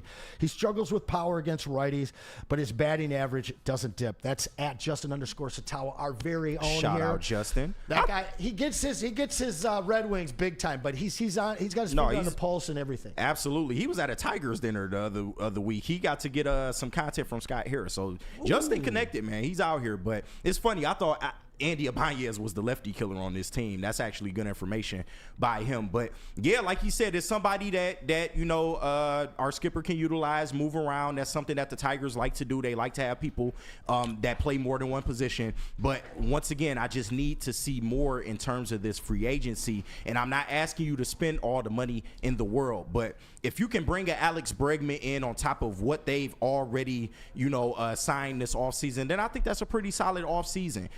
This is a team that is still waiting for their young dogs to come up in 2026, it appears. And they are putting a lot of stock into those guys. These guys are supposed to be the next generation of Tigers, man. So if that's the case, at least keep this team competitive until your young guys can come up. So I want to compare these guys and what they're doing right now to what the Lions have done over the last few years since this new regime came in. Mm-hmm. And I have loved the fact that the Lions have never given an outsider, aside from Jared Goff, more than a 3-year deal. Yeah. And the Lions were so guilty of being so desperate to bring in somebody like Marvin Jones, where they overpaid and had him here too long. What you're seeing the Tigers do right now, because I'm looking at it, and aside from Javier Baez's $25 million, there's only 2 guys on the team with a $15 million deal, and it's a 1-year deal. We're talking about having just signed Gleybar for 15, as well as Alex Cobb, who signed again on another bridge year deal, much like we saw out of Jack Flaherty last year. Mm-hmm. And these are pieces that if things are going well, you can hold on to, or if things aren't going well the way that they were for the Tigers, they got a chance to move Flaherty. Yeah. So for me, I love that with a team that has a top 5 farm system right now, that is as young as they are. They have so many young guys that are still basically under the 1,000 at-bat threshold that are starting and playing meaningful innings for these guys, that I know everybody wants Bregman. I really feel like it won't be as bad as a Baez contract, but it's super similar. I feel like we could go out and get somebody younger and much cheaper that could do 90 to 95% of what he's going to do for half the price. No, but the problem is they won't even take the chance. And on one coin, it's nice that they don't lock themselves into bad contracts. On the other coin, or the other side of that coin, is that this is a no salary cap sport. So the fact that you are one of the lower teams in terms of payroll, they're in the 20s. I just think that's a little bit inexcusable, especially seeing that what the Tigers did last year was once in a lifetime. Like the way they did it last year is damn near impossible. Pitching chaos. And I feel like, you know, because of how long we have had to wait to get another playoff baseball team in this town, you can't go backwards. So I would take the success that they had this last year and try to build upon that by adding some veterans that can still play. The problem last year is the veterans you added, maybe out of the 3 of them, 2 of them ended up not being on the roster towards the end of the year. Now, they did help yield you some pieces back in return, but ultimately, if you were to bring more experienced veterans that can still play the game in, then I feel like that could help the Tigers tremendously in terms of wins. And for a franchise, we have, as fans, we've waited way too long for the Tigers to be relevant again. You cannot go backwards. Well, and, you know, there's something I want to talk about. I don't want to go too deep into, because it's a hot button topic. Yeah. This is one of the wealthiest ownership groups in terms of Ilitch Holdings in the MLB. Absolutely. And when Goris and the Ilitches made these deals for these stadiums, they committed to 20 plus years of investment. What's actually happened is they've soaked up all of these properties, many of which have still been left undeveloped, and they allowed the local smaller developers and property owners of Detroit to build up everything around it while they sit on these properties and they sit on their stash. I'll tell you what, Ilitches, you own too much of the sports in this town to continue to fail as badly as you have. It is time to pony up. Okay, you guys have made millions, if not billions, off of the stadiums that you own in our fair city, and you guys have not pulled your weight in comparison to the other land developers in Detroit that don't own sports teams and don't get subsidized contracts through the city for their sports stadiums. Yeah. I'm going to leave it at that. It's a topic for another day. Pete, you got any super chats over there? No, I'm just listening to you very intently because you're so right. Yeah, no, it's the truth. And then you got the nerve to add premium seating to Comerica Park. How about you get a product in this town to where you can consistently put 25 to 30,000 back in those seats? Because when when the Tigers were winning in those, in the early 2010s, it was sellouts every night. Oh, yeah. I was there every night as a vendor, man. I remember those 40,000 sellouts for a regular season game. And the fact that you reignited something last year with the fandom of the Tigers in this city, man. We all came out to support this team. And if you put a winning product on that diamond, you can more than recoup the money that you will spend on a contract. Don't let the Javi Baez contract kind of deter you from taking chances in the future. That's the difference between Mr. I, who we know as the Mr. I in this town, and what Chris is doing right now. Yeah, it's a stark difference. You know what killed the Pistons and why they left? Because the product became terrible, and then they built bunker suites. Mm-hmm. Right. The highest priced suites in the Palace. Yep. The bunkers. Left you a view of nothing. Yeah, I remember. You couldn't see the floor. You didn't have a window because you're in the basement.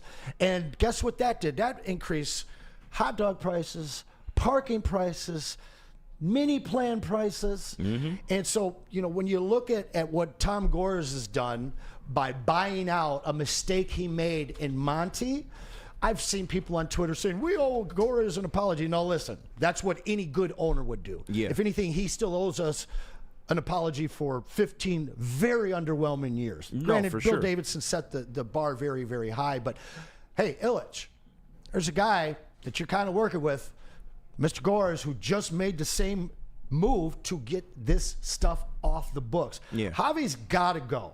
I know that they're going to bring him in. I talked about this during the summer, and everybody thought I was crazy. They're not going to pay him out. They're not. They'd rather spend a whole bunch more on an Alex Bregman and bring this guy back while still paying him instead of, you're still going to pay the guy. Yeah, he's getting paid regardless. You're going to pay him. If you send him home today, you still have to pay him that money. That's so crazy. there's really no excuse to have a guy who has statistically gotten worse every year that he's been here and still have him mingling with this young core of players that are trying to improve their games. Now, they're trying to sell us on this, Javi got a new hip, a new Javi in town, watch out. We've seen this before, and listen, it was a mistake. That contract was a mistake. That was a gift left for you by Al Avila as a, pretty much goodbye to the franchise. What a gift. You made a mistake, but it's okay. That's the difference between why Tom Gores is starting to be viewed as one of the better owners in this town, is because he takes responsibility. It took him too long to take responsibility, I will give you that, but he is an owner that is willing to write a check when he messes up. And I think in this case, it would serve you right to just write that check to Javi, get him out the door, and get a younger, more hungrier player in here at shortstop that actually wants to contribute to this team. And this is not to pile on Javi Baez, but at this point, we know what this is. He's collecting a check. I mean, he doesn't really, I don't feel he really cares about the future of the Tigers organization. And what kind of effect do you think that has on in the clubhouse when you got a guy that is making more than half the team combined, basically? Yeah. And I'm unwilling to even take some balls to try and get somebody on base or advance somebody. That I'd be pissed to return with him. He better be a hell of a guy. No, for real. And I think it has a big effect on the team.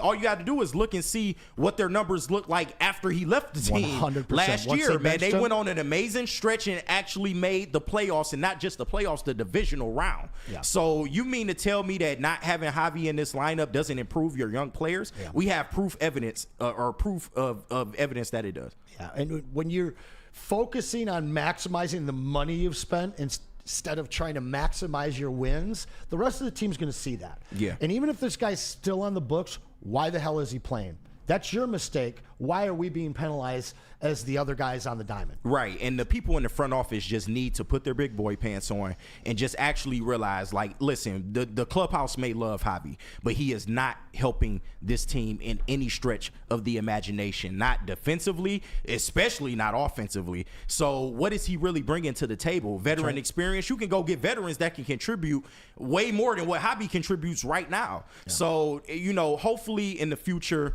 which it appears Javi is going to be here. They're going to at least platoon the guy. So if that's what you want to do, fine. But going forward, you got to make better decisions as an organization and as a franchise. Well, you know who provided some offense and defense last night? Who? Cade Cunningham and the rest of our Detroit Pistons. Future All-Star Cade Cunningham. Man. You know, and that's all that I've been seeing lately is on Twitter is like, why is nobody talking about this? And just the last 8 lines from our boy CC. I am very excited about the prospect of this team. It just seems like they are starting to gel for the first time that we've seen basically since the Stanley Johnson Pistons. Oh God! You know, these guys are playing with a level of anger, and we've been disrespected. Yeah. And they're not just competing games; they're going to other people's arenas and spoiling fans' nights. Yeah, no, and when they had the Pistons little, I guess you would call it Campus Martius party earlier in the year before the season started, they interviewed Cade, and Cade just said, I want to win. And you can just tell it with how he approaches every game, the attitude that he goes out and plays with. This guy, all he has wanted since being in a Piston uniform is to win. So it's nice to see the Pistons actually go out there and put on these type of performances. They were down 19 points in this game to a very good Western Conference opponent, and were able to come back and win at the buzzer, man. And it's absolutely amazing what JB Bickerstaff has been able to do in such a short amount of time. I mean, Monty Williams, I don't like to overdo the hate on Monty Williams. Pile on him. Yeah, I don't like to pile on because ultimately, I just feel like his heart wasn't in it. The guy had been through a lot of stuff. He was made an offer he couldn't refuse, and he came into a situation that was the worst in the NBA, and I don't think he really realized what he signed up for, and which caused him to kind of mentally check out. What JB Bickerstaff has been able to come in here and do is actually put faith into this youth movement, and they have all improved. If you look at Cade, they look like the Pistons again. Exactly. If you look at Cade, you look at Jaden Ivey, you look at the vets that they went out and got him, Malik Beasley, who has come in and absolutely been a spark plug off of this. He needs a contract. Like, they need to be talking about extending this, man. If you're not going to trade him, then he absolutely needs to be signed long term, man, because he has done nothing but help these young guys improve more. So I want to rewind a little bit to a couple of things you said about Cade. Yeah. Talking about he just wants to win, and you really see it. It's not just talk. Not only in his play, but his demeanor out there. He seems angry. He's got a chip on his shoulder. And I think one of the biggest knocks on Cade early in his Detroit career here obviously was the injuries, but it was the apathetic, sleepy look and play that he kind of displayed. And hey, I'm not going to disagree with that. There was a lot of times where it looked like maybe it was frustration. Yeah. I don't think it was apathy, but he kind of has a sleepy look in general. I think that's just him, though. It is. But this year, that sleepy look comes with a furrowed brow. He is angry. He puts hands on players after the whistle, lets them know who's who. He's not afraid to. Some of the guys I've seen him check defensively are 6'10", down to the best 6'5" players. He was guarding LeBron a large portion of that game. So this guy, we are actually watching him become the superstar right now that he was drafted number 1 to be. No, and this is what you wanted to see once you paid him that big contract. He needs to be the guy, and he has taken that mantle and absolutely run with it. They should be angry. You were a 14-win team last year, and a lot of people, if you actually pay attention to this team, would realize they were better than 14 wins last year. They just didn't have the belief from the coaching staff, and I would say the organization as a whole. So the fact that you're able to go out here and compete every night, it's such a welcome sight, man. And I know T-Foss was kind of getting at us yesterday because we're excited that the Pistons have won 3 games in a row. But when you just think about the fact that they haven't won 3 games in a row in 3 years, like, what the hell is that? Like, this organization deserves better. Like you said, they are one of the upper tier franchises in terms of the pantheon of NBA history. They absolutely are. So they should take pride in the fact that, we are one of those franchises. Yes, we are disappointed that we went out here and put up a measly 14 wins and then 17 the year before that. They should be pissed off. And I'm glad that they are showing that on the court each and every night. That is real Pistons basketball. Yeah. When has Pistons basketball been at its best? When they have guys that are renegades that go out there and play with an attitude. With attitude and that is what physicality. You are seeing with this team. With physicality. And hey, as you said, this team, you expect a certain product from your Detroit Pistons, and they were so far away from it for so long. Yeah. Those couple playoff teams that couldn't win a game in the first round, they didn't play like this team does. They might have had a better makeup in terms of their roster, but they kind of played a little bit soft. There was a lot of finesse on those squads. Mm-hmm. This team has finesse, but they have attitude, as you said, and they bring it physically. I mean, they've held quite a few teams to under 100 points. The fact that they went out to the West Coast trip, the only time we ever saw this team go out and actually beat a few teams in California were championship long teams. playoff teams. This team right now, the 3 games under 500, and they are playing like a team that's been in the playoffs the last year or two. Yep. They're playing like they're ready to take that next step, and obviously the step was from the basement. They've already taken that. In fact, last night they tied their entire win total from last year, and they did it before January. Yeah. KG, you and I have been talking. We talked back in late October, November. We need to be talking about this Pistons team because everyone's going to want to talk about them by March and by April. So, Pistons fans, if you haven't figured it out yet, this team is in the play-in game right now. They are, as you say, they are a different team. And if you're not paying attention right now, you're going to feel the same way that you did about the Tigers when they were in the playoffs. And you're like, who are these guys? Mm-hmm. So get familiar. And you obviously all know Cade. This guy is playing on an maybe an all-pro third team type of level right now. No, absolutely, man. All-star should just be scratching the surface for what Cade can do. He is an all-star at this point. He is looking like he can be an all-NBA type player. Yep, third team at the least. Yeah, the big thing, though, is he plays D. Yeah. No, he is a two-way stalwart, man. Like, he goes out there and he does everything for this team. They absolutely lean on him in terms of points, in terms of rebounds, in terms of assists and defense. And you know, a lot of criticism has been thrown his way for the amount of turnovers that he commits, which I don't think is a big deal when you look at his usage rate. He is one of the highest players in terms of usage rate in the NBA because he's being asked to go out there and be everything for this team. That is why it is vital for a Jaden Ivey to step up. That is why it is vital for hopefully a Tobias Harris to get back to what he used to do. For Jalen Duren to step up his level of play. Because when you got a guy that's laying it on the line for you each and every night, y'all have to come support him in some way. And now that we have a team, an actual roster that actually fits what Cade does best, you're seeing him grow. And he is only going to continue to get better, man. Did you watch happy to see it. I fell asleep on the game. Okay, because I figured you were watching the end and watching your boy Bees hit some big threes. Yeah, man. You're ready to give it to me today because I've been critical of him. I felt that there's a lot of shots that he takes that I don't like. I feel like they're out of the rhythm of where we are at that point. Yeah. But when he's hot, he can win a game, which realistically, Jaden Ivey hit the big 4-point play, got fouled on a 3 with 1 second left to win it after he hit the free throw. But Beasley is the reason in the last 2 minutes that we were able to overcome a 10-point lead and win that game. No, and when you can pull like him, I don't mind him taking the shots. I understand some of the shots do come at crazy times early in the shot clock, maybe a little bit out of rhythm for the team, but he can make any shot on the floor, man, and it's evidenced by the fact that he leads the NBA in three-pointers now. So I think what he's brought to this team. I did not know that. No, yeah, man. Attempted or made? Made. He's got more than Chef. I believe so at this point in the year. So what he's been able to do for this team has been absolutely amazing. What did we stress that this team needed? Floor spacing. And he has provided that. Albeit he's coming off the bench. Some argue that he can start, which, if he starts, that's good too. But the role that Microwave he plays 2.0. Yeah,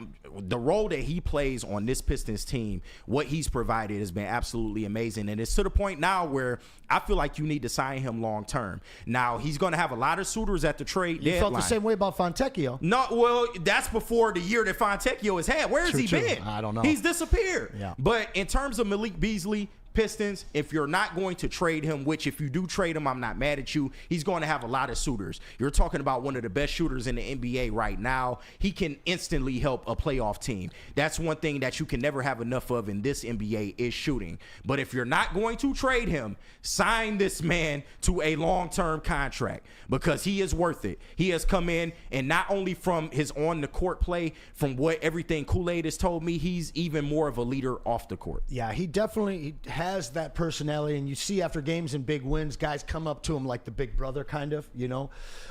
Listen, we're back up against the break. I do want to talk a little Jalen Duren when we come back. Please. Keep in mind, chat, drop that super chat in. We got 20 more minutes. Whoever leads the way with the most donations to the chat, we're going to let you pick our last topic for the final 10 minutes. But we are on a break here. Pete, what you got for us? Absolutely, guys. Every Lions game day, you're going to start your Lions game day with Woodward and Maine, so that would make it this Monday morning. Woodward and Maine is going to be here from 7 to 8 a.m. again this coming Monday morning with the great Terry Foster and the great Matthew Broder. As Woodward and Maine, the Lions preview show, will get you ready for the Lions Monday Night Football matchup coming up later on in the evening. And then coming up live from the second best bar, it is going to be the New Holland Brewing Company Lions pregame show, this time with the heavyweights this Monday for Monday Night Football. Lions at the San Francisco 49ers. The New Holland Brewing Company Lions pregame show this coming Monday will be with the heavyweights live from the second best bar, brought to you by New Holland Brewing Company Tangerine Space Machine, 1800 Tequila, Tullamore Dew Irish Whiskey, and Sabbath Coffee Roasters. And you can fuel your Lions fandom with the perfect cup and become a subscriber of Kenny G. Say it again. Sorry, that was on me, Maria. You weren't ready for it. Are you ready? All right, get ready again. What was that, Kenny G? Sabbath Coffee Roasters. That's right. Head to SabbathCoffeeRoasters.com. Choose your favorite roast. Use the code word Woodward, and you'll get 25% off your first subscription order. Awaken and unwind, support local, and enjoy game day right with Sabbath Coffee Roasters. We'll be right back. No one gives away more cash and prizes than Woodward Sports. You don't believe us? Here's our latest $10,000 winner. You know, you guys posted, hey, if you guess all this stuff right, we'll give it's $10,000. I'm like, okay, well, why the hell not? And the winning doesn't stop there. How about our Outkick Your Coverage winner? How do you think you won? Tully, everybody. This guy's got a hot girl. Bigger prizes, bigger giveaways, cash, merch, tickets, and more. All from the biggest sports network in Detroit.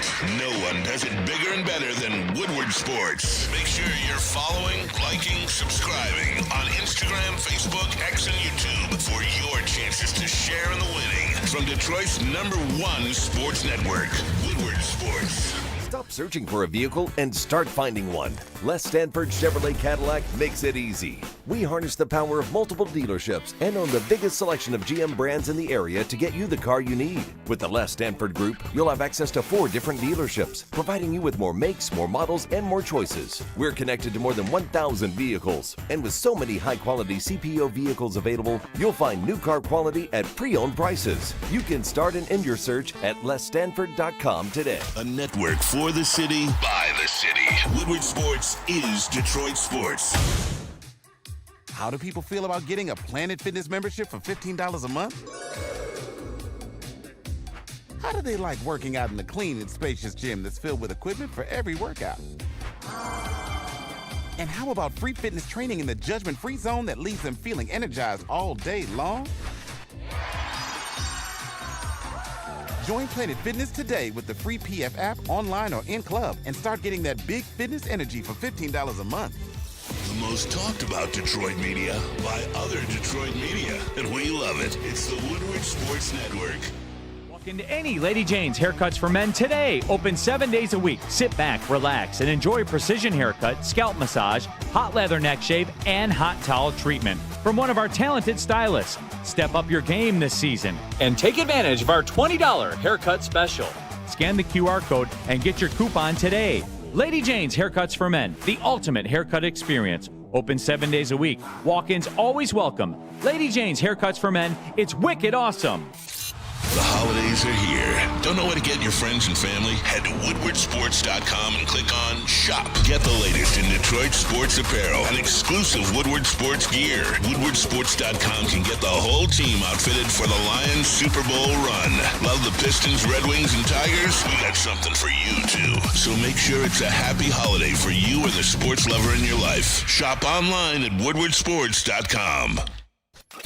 A ton of fun, a ton of sports, and a ton of man meat. Welcome to the Woodward Heavyweights, live daily 5 to 7 p.m. on Woodward Sports. Oh yeah, everybody, you know it's that time of the show where I'm going to ask you to scan that QR code above my head, the one up there. Yeah, right there. Yeah, I see it. There it is. Scan that QR code above my head, open up your brand new Caesars Sportsbook account, and when you do, use the code word Woodward1000, deposit at least $20 or more, and make your first bet of $20 or more.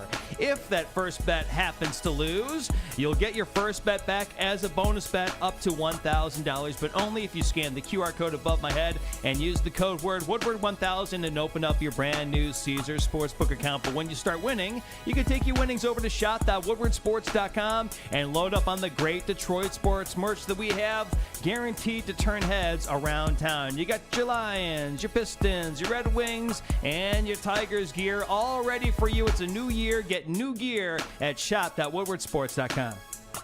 Welcome back. Got about a half hour left before we sit for an hour and bring in the heavyweights, and then you guys get to enjoy your weekend. But this is Ermanni and Edwards, but they aren't here. Yep. My man KG. Got the B team. Always good to be with you. Oh, it's always great, man. Pistol Pete, and of course, Eastside Maria. Eastside? She drove her GMAC here. Run DMAC. I love it. I love it. And help us get to 100 likes, man. We at 82 right now. We would really appreciate it if you can help the B team out, man. Help us get to 100 likes. And remember, we got a little competition going here for the super chats. Yep. Who's in the lead? We have in the lead Rando Smalls, baby. Rando Smalls. So over the next 20 minutes, it's still open. If you want to get your chat read, do the super chat. We'll read it on air live, and whoever puts together the most, we're going to leave it up to you for the last 10 minutes, okay? So I do want to get back to the Pistons a little bit because, well, you and I love hoops. Oh, we do. And I am of the belief, and I felt this way last year, that we have 3 of the 4 core players needed to be a championship level team, clearly led by Cade Cunningham. Yep. I have high belief in Jalen Duren, as you know, and I felt that Jaden Ivey was kind of that ambiguous guy that we couldn't quite figure out who he was last year. Couldn't quite figure out who he was in his first year. We know what we saw coming out of the Big Ten out of this guy. Yeah. And right now, this kid is playing so good that he's taking our final shots. I watched him take the last shot to win a game for this team at least half of the games that we have been right there with 5 seconds left. Yep. But this kid took it to another level. No, the improvements that he's made this year, just in terms of field goal percentage, his 3-ball has improved greatly, and he's out there. He's active. He's playing defense, and he's utilizing his strengths to where we knew he could. A lot of the stuff with Monty last year was thinking that Killian Hayes was a better player than Jaden Ivey. I've never understood that, even with some of the struggles that he had. I never thought that, Killian Hayes should be starting over him. So, and it got so bad that last year it began to make some of us question, is he even a starter in this league? I was of the mindset that, maybe if you play him at the 6, give him starter minutes, then maybe you can see that improvement. But they stuck with him in the starting lineup, and he has absolutely rewarded this Pistons team by going out there and being a better version of himself, man. It's been good to see. I'm going to use a word, control. And his level of control this year is light years away from where he was last year. Yeah. The game hadn't quite slowed down for him yet. And I think that's the only reason why you saw Killian out there, was because he was more of a control point guard. He wasn't going to try and get to the hoop because he couldn't really unless you let him go left. wasn't a great outside shooter, and he knew it, so he wasn't popping off shots. And for Monty, who was a veteran guy who didn't have veterans, that wanted more of a veteran control offense, that's why I felt that Killian was out there. What you see out of Jaden Ivey this year is he's playing at a speed that most other players on the floor can't keep up with, but he's not out of control. He's not turning the ball over. He's not taking wild shots at the rim. He's not taking ill-advised three. This guy, the game has truly slowed down for him. Yeah. Not a traditional point guard, but he can run the point. He can run the break, and he's making fantastic decisions and truly getting people involved when he gets into the lane, whether he's finishing and taking the shot himself, but this guy is truly setting up his teammates to grow and take great shots. No, that's a great point by you. Kind of makes sense as when you broke it down like that as to why Monty maybe played him over Jaden Ivey. But the big thing coming into this year was, can Ivy and Cade fit together on the court at the same time? And what you've been able to realize is that the fit was never really the issue. The issue was just having a coach that was able to see where these guys can play off each other's strengths and actually go out there and execute. And that's what we gotten this year with the way JB Bickerstaff has utilized both Cade and Jaden Ivey. Now, it does help that Ivy has improved in the areas that he was struggling in. That absolutely helped. But when you have a guy that with the athletic prowess of a Jaden Ivey, somebody who we knew that the kind of athleticism he had, we had never really seen that in a Pistons uniform, at least not for quite some time. Long time. So, and this is why your boy Stick is so big on him, and I do understand that. The athletic ability that he can exude on a night-to-night basis is absolutely amazing, but like you said, it had to be more under control. It had to be, more cerebral, and that's what you're starting to see out of Jaden Ivey this year, especially in terms of sharing the court with Cade Cunningham. He is somebody that can be the playmaker and distribute the ball, but he knows how to concede. And Cade is learning how to concede to Jaden Ivey, for example, the game winner last night. So, no, the way these two guys have been able to come in and play together, it looks like our backcourt is going to be good for quite some time. Yeah. Monty's Pistons last year was like 5 guys that just walked onto a court, had never met before, and played hero ball one-on-one, but they had 4 other teammates there. Right. This team is an actual team. Obviously we're healthy, which helps. Cade's healthy, which is huge. But everybody's looking to each other. They are gelling. The Pistons' best basketball is directly in front of them. This team is getting better on a nightly basis. I mean, you saw them against the Lakers a couple nights ago, and they had a great lead, and they looked to throw it away, but they held on. And then, to your point earlier, this is a team that's down 19 points with, I think, maybe 7-8 minutes left in the fourth quarter. They're down 7-10 points with, like, maybe 3 minutes left. Yeah. Didn't matter. They have belief not only in themselves, but the rest of the team. And when you have that belief, that turns into true confidence, and it starts manifesting in your play, and you start to stack wins. No, and this is the part of the season where these wins are going to start to matter. Like you mentioned, this West Coast road trip showed me a lot about this team. You went out there against some of still the juggernauts in this game. Kevin Durant. What did we get? A Cade dagger. That's right. I 3 forget ball about the Phoenix game KD. too, man. You saw Cade go out there and perform very well against LeBron, who was guarding him most of the night. Durant, Booker, Bron, There you go. AD, De'Aaron Fox. Yeah, no. Domantas Sabonis. Yes, this is the part of the season where teams are going to start to turn on the switch. The good teams will, and they are going to start to play some of their best basketball.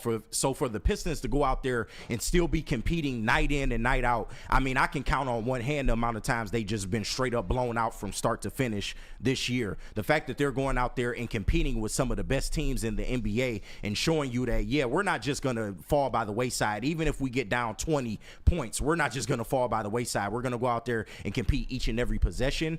That only bodes well for what the Pistons can accomplish even this year. If you listen to some of the broadcasts recently, some of the local broadcasts, even they're saying that the Pistons plan on competing for a play-in spot. Hey, I think the Pistons are competing for the 6th seed. I got a question for you, though. Name a player on the Pistons over 6'9", not named Jalen Duren, that plays meaningful minutes. Over 6'9"? I mean, we don't have a lot of players over 6'9". I mean, you could bring up Isaiah Stewart. He's shorter. You can bring up Fontecchio. He hasn't played great minutes. Who are you referring to? There ain't. Yeah. There is nobody, and it's only Jalen Duren. You and I are a little not on the same page when it comes to him. Double-double last night. Yeah. And what you can call a game-winning block in the last 30 seconds to set up the opportunity to win. Jalen Duren's 21 years old. He has the role of defending their best big man on any team he goes up against. He has the role of protecting the rim, and he has the role of being our leading rebounder every single week, every single night at 21 years old. Do not fall into the trap of thinking the Pistons should trade 21-year-old Jalen Duren. Listen, I do hear you, but the way that Jalen Duren, and to me, I'm not totally against Jalen Duren. I want him to be a Piston long term, but that will consist of him improving his play from night to night. What we see sometimes from Duren is somebody that can go out like last night, that can provide some defense in the low post, even on the perimeter, dare I say, and he can go out there, he can get you a double-double and be a contributor to this team. But it seems like other nights, the effort isn't there, maybe because he's not getting the ball in his hands enough, and he just doesn't go out there and give you what you expected to see from him. Yeah. I mean, this is a guy that even still to this part of the season, I don't think is averaging a double-double. No. He's just under a double-double, and that to me is just, it's not good enough. So while I love the upside of Jalen Duren, I love the skill set that he can possess on most nights, it's just about effort with him. Yeah. And that's the question that I have, especially in terms of you got to make a decision in the next couple of years here on him. Even if he hits restricted free agency and a team decides to throw some money at him, are you matching it? Are you paying him $20 to $25 million for the production that he's giving you right now? I don't know. So I don't think it's an effort thing. What I see out of him is a lot of times where he seems a little overloaded on what he's supposed to be doing, because you'll see him try to protect the rim when he should be staying with this man. Yeah. Or he'll stay with the big man when, hey, man, we need you at the rim. But his big thing is he's got to be getting double-digit rebounds every single night. Absolutely. And you have to provide something on the defensive end. There's too many times that I've seen him just be lackadaisical, especially in the low post. That's the one area where it should be a guarantee you're going to compete every night. Now, I understand there are a lot of good stretch fives in the NBA, stretch fours. You're not going to be able to cover on the perimeter like I would like you to. Yeah. But in terms of guarding the rim, it should be no question. And there is just too many nights where you've seen guards and even, big men get down there and just kind of have their way with Jalen Duren. Yeah. That's it. I mentioned my three that I think are the foundations of this team's future. If you can add one big man who is a tremendous one-on-one defender, and you can free him up during that is to be able to just rebound and protect the rim, I think you'll see this kid thrive. But we are up against our very final break. Pete, let us know who won today, and let them know that during this commercial break, you think about what you want us to talk about the last 10 minutes. Go ahead and chat it in. Pete will let us know when we return from the break, and we'll get into it. You got it. You got the read, my friend. Oh, and hey, you know what we're also getting into Monday night? New Holland Brewing Company isn't done with the pregame. Yes, sir. Because they're also hosting the amazing watch party and postgame show that you can come and join in at Hayes Social, Shelby Township. The food's amazing. The atmosphere. There is no better place to catch a Detroit sporting event in Metro Detroit. They've got the biggest screens, the best food. We got the Lions fight song, the big horn. It's a great, great time. It's also sponsored by Tullamore, Irish Dew, Sabbath, those coffee roasters, and of course our friends at Soroka's. And then we have New Holland. Have you heard of the long drink? You got your mic on? Is my mic on? Is my mic on? I can't hear you. Hello? Can you hear She's me? got a soft voice. Right, Oh, right. I do? Maybe turn the music down just a little bit. Just a little bit. Can you There hear we it go. now? Yep, Okay, perfect. sorry about that.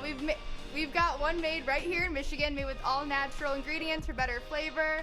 Taller, the Dutch long drink from New Holland Brewing Company is shoulders above the rest. Shoulders. I said it right. No, I'm just messing around. I said it right. Don't stress me out. I'll try not to. Made from New Holland small batch gin, 100% real grapefruit puree for a fresh and delicious flavor. Taller is your local long drink. No one gives away more cash and prizes than Woodward Sports. You don't believe us? Here's our latest $10,000 winner. You know, you guys posted, hey, if you guess all this stuff right, you know, we'll give it's $10,000. I'm like, okay, well, why the hell not? And the winning doesn't stop there. How about our Outkick Your Coverage winner? Let's give it up for David Tully, everybody. This guy's got a hot girl.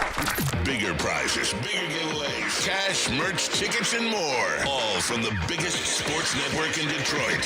No one does it bigger and better than Woodward Sports. Make sure you're following, liking, subscribing on Instagram, Facebook, X, and YouTube for your chances to share in the winning. From Detroit's #1 sports network, Woodward Sports. A network for the city, by the city. Woodward Sports is Detroit sports. Stop searching for a vehicle and start finding one. Les Stanford Chevrolet Cadillac makes it easy. We harness the power of multiple dealerships and own the biggest selection of GM brands in the area to get you the car you need. With the Les Stanford Group, you'll have access to 4 different dealerships, providing you with more makes, more models, and more choices. We're connected to more than 1,000 vehicles. And with so many high-quality CPO vehicles available, you'll find new car quality at pre-owned prices. You can start and end your search at lesstanford.com today. The most talked about Detroit media by other Detroit media. And we love it. It's the Woodward Sports Network. How do people feel about getting a Planet Fitness membership for $15 a month? How do they like working out in a clean and spacious gym that's filled with equipment for every workout? And how about free fitness training in the judgment-free zone that leaves them feeling energized all day long? Join Planet Fitness today with the free PF app, online or in club, and start getting that big fitness energy for $15 a month. Walk into any Lady Jane's Haircuts for Men today. Open 7 days a week. Sit back, relax, and enjoy precision haircut, scalp massage, hot leather neck shave, and hot towel treatment from one of our talented stylists. Step up your game this season and take advantage of our $20 haircut special. Scan the QR code and get your coupon today. Lady Jane's Haircuts for Men, the ultimate haircut experience. Open 7 days a week. Walk-ins always welcome. Lady Jane's Haircuts for Men, it's wicked awesome. The Super Bowl parade in Detroit will be one for the record books. Detroit just does it different. Woodward Sports, your official Super Bowl or Bust Lions network. Oh, yeah, everybody. Coming up this Monday, from the Second Best Bar, you can catch the Tullamore Dew Irish Whiskey Lions pregame show with the heavyweights coming up Monday from the Second Best Bar, located at 42 Randy Watson Street in Detroit. For the ultimate fan experience, enjoy some smooth Tullamore Dew Irish Whiskey while catching the heavyweights do the Lions pregame show only at the Second Best Bar. Come get some. And then also, when you give to the Salvation Army, your donation makes it possible to serve our community, the most vulnerable 24 hours a day, 365 days a year. The Salvation Army of Metro Detroit's 2024 Red Kettle Christmas Campaign fundraising goal is $7 million, and there's still time to donate. Your contributions will help provide love beyond Christmas to individuals in need of food, shelter, and compassion. Scan the QR code on the screen over there to my right, or go to donate.sagreatlakes.org to donate. And it's a great campaign, guys. Welcome back to Woodward Sports Detroit. Love having you here on a No Rules Friday. Damn right. And we made up our own rule today. We were going to let our #1 super chatter today determine our final topic here. And who is our winner there, Pete? Rando Smalls is the big winner. And I think KG's got it for us. What does he want to talk about, KG? Yes, I do. And Rando's question to the panel is, I have been a Hendon Hooker fan since before we drafted him. Me too. That said, can I be looking forward to, like Brad, that with a light QB crop this draft, could Brad Holmes trade Hendon Hooker for a package of picks? I'm not sure that it's a light QB crop. well, you can compare it to this season, which is one of the greatest of all times, maybe. You know, there's still there's probably at least 3, maybe 4 first-round quarterbacks, but I am going to say no. I don't think that you're going to see him traded. And it's not because he doesn't have value. Certainly a team could come calling and overpay, and I think that, you know, Brad would listen. But this team is all about player development. Yep. They have 2 years invested in this kid. I don't think that because we brought in Teddy that you should read into this as Hooker's a failure. Teddy was hired as an assistant coach, guys. That's what he was brought here for. It's another guy that can assist both Ben Johnson and Jared Goff through the playoffs. Now, worst case scenario, we might see him under center if something happened. I still don't think you'd see him full time. I think that you'd see a little bit of Hooker in there and some short yardage and some running situations. But listen, don't read too far into this. The Hooker experiment and commitment is not over. We're only 2 years into it. The guy comes off an ACL. We've seen some promising things from him in the preseason. And what we have seen this regime dedicated to is player long-term development. No, absolutely. Could I see Brad Holmes doing a deal like that? Absolutely. Do I think he will? No, or at least not yet. Because I do think that when they drafted him, maybe there was some question as to what Jared Goff's future would be.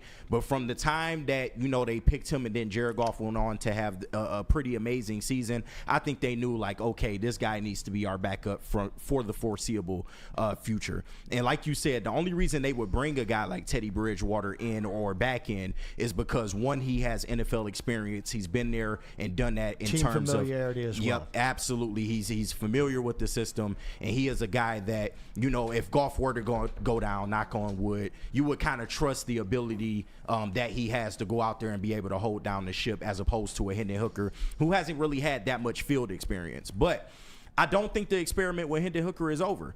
I think, you know, with the kind of skill set that he has, he provides the Lions offense with a totally different element, one that we have not seen. We all know that he can run the football out of the pocket, and he can make plays off script. And that's something that the Lions have not had for quite some time, maybe even ever. So I think that you want to keep him in your locker room, not only for practice purposes, giving your team a different look in practice, maybe to prep for some of the more mobile quarterbacks in the NFL, but you also want to keep him just in case, because you never know if Goff gets hurt and he ends up being your guy. The things that Ben Johnson, or the elements that Ben Johnson could add to the offense with having a guy like Hendon Hooker back there, I think, you know, it could pay dividends. There's some lessons we can take from Packers fans. I don't mean many, but when it comes to quarterbacks, you saw that this team, the Packers, gripe and moan over Rodgers being picked. We wasted a first-round pick on this guy. Well, he turned out all right.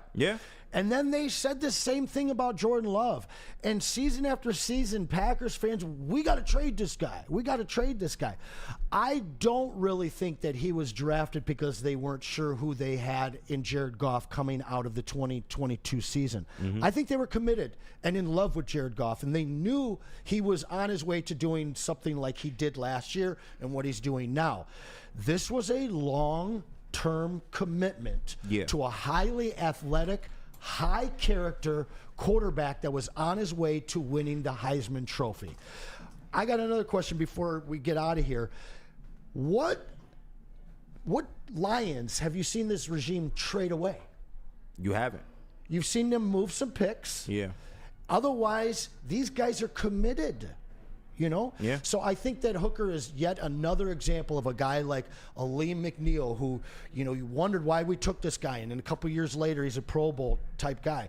Anzarike, same deal. Ife Melifonwu, same deal. There's example after example of players that were drafted, and many other teams, failing franchises, would have given up on quickly. This isn't the makeup of Dan Campbell and Brad Holmes, these guys, it's not experiments. No, it's commitments. That's true, but when you say long-term investment, that would lead me to imply, or that would imply that once Jared Goff's contract is up, they would maybe entrust the team to him. And are you entrusting a 30-year-old who has never really played? Are you handing over the keys of your franchise to a guy like that? Well, listen, if you look at him, he's in his second year. He's a third-round pick, so he does get a 5-year deal, right? Yep. So you're looking. Oh wait, no, that's only for first-round. Okay, picks. Yeah. So you look at him, and at the end of his 4-year deal, you have an understanding of whether this guy can run your offense. If he can, he adds another dimension to the offense that we've never had. Yeah. And I think that is valuable enough at how late you got him to be able to just hold and wait and continue to invest. I like Hendon Hooker. I like what he means to this team. And I know that a lot of you guys don't get Teddy Bridgewater. But this is a championship-level team move, and you'll probably never see him under center. I mean, but on the flip side of that, if he were to trade him, I'm confident in Brad Holmes' ability to go, not necessarily get a haul, but he would get a decent return for a Hendon Hooker. So. One more go ahead. One late super chat. Hey, real late, coming in just under the wire. Burn, solid $5. Hendon Hooker will be 30 by the time Goff's contract ends, and Hooker's contract ends 1 year before Goff's contract ends. And Goff would be what, 33 or 32? 33. 33. Yeah, okay. He's already 30 now. So yeah. Well, listen, Detroit. All of our fans around the world that are watching, we appreciate you so much. Yes, sir. You know the heavyweights will be on in an hour. But listen, I implore you guys, enjoy your last 2 regular season games for the Lions. And you know what? Come and join me and KG and the rest of the Woodward crew at Hayes Social. We'll be there Monday night as we whoop up on those 49ers. I'll be on the call, man. Me and young Justin will be on the call, so looking forward to it. Shout out Justin. And shout out East Side Maria, and of course, our guy Pete. And hey, we love you guys. Have a wonderful weekend.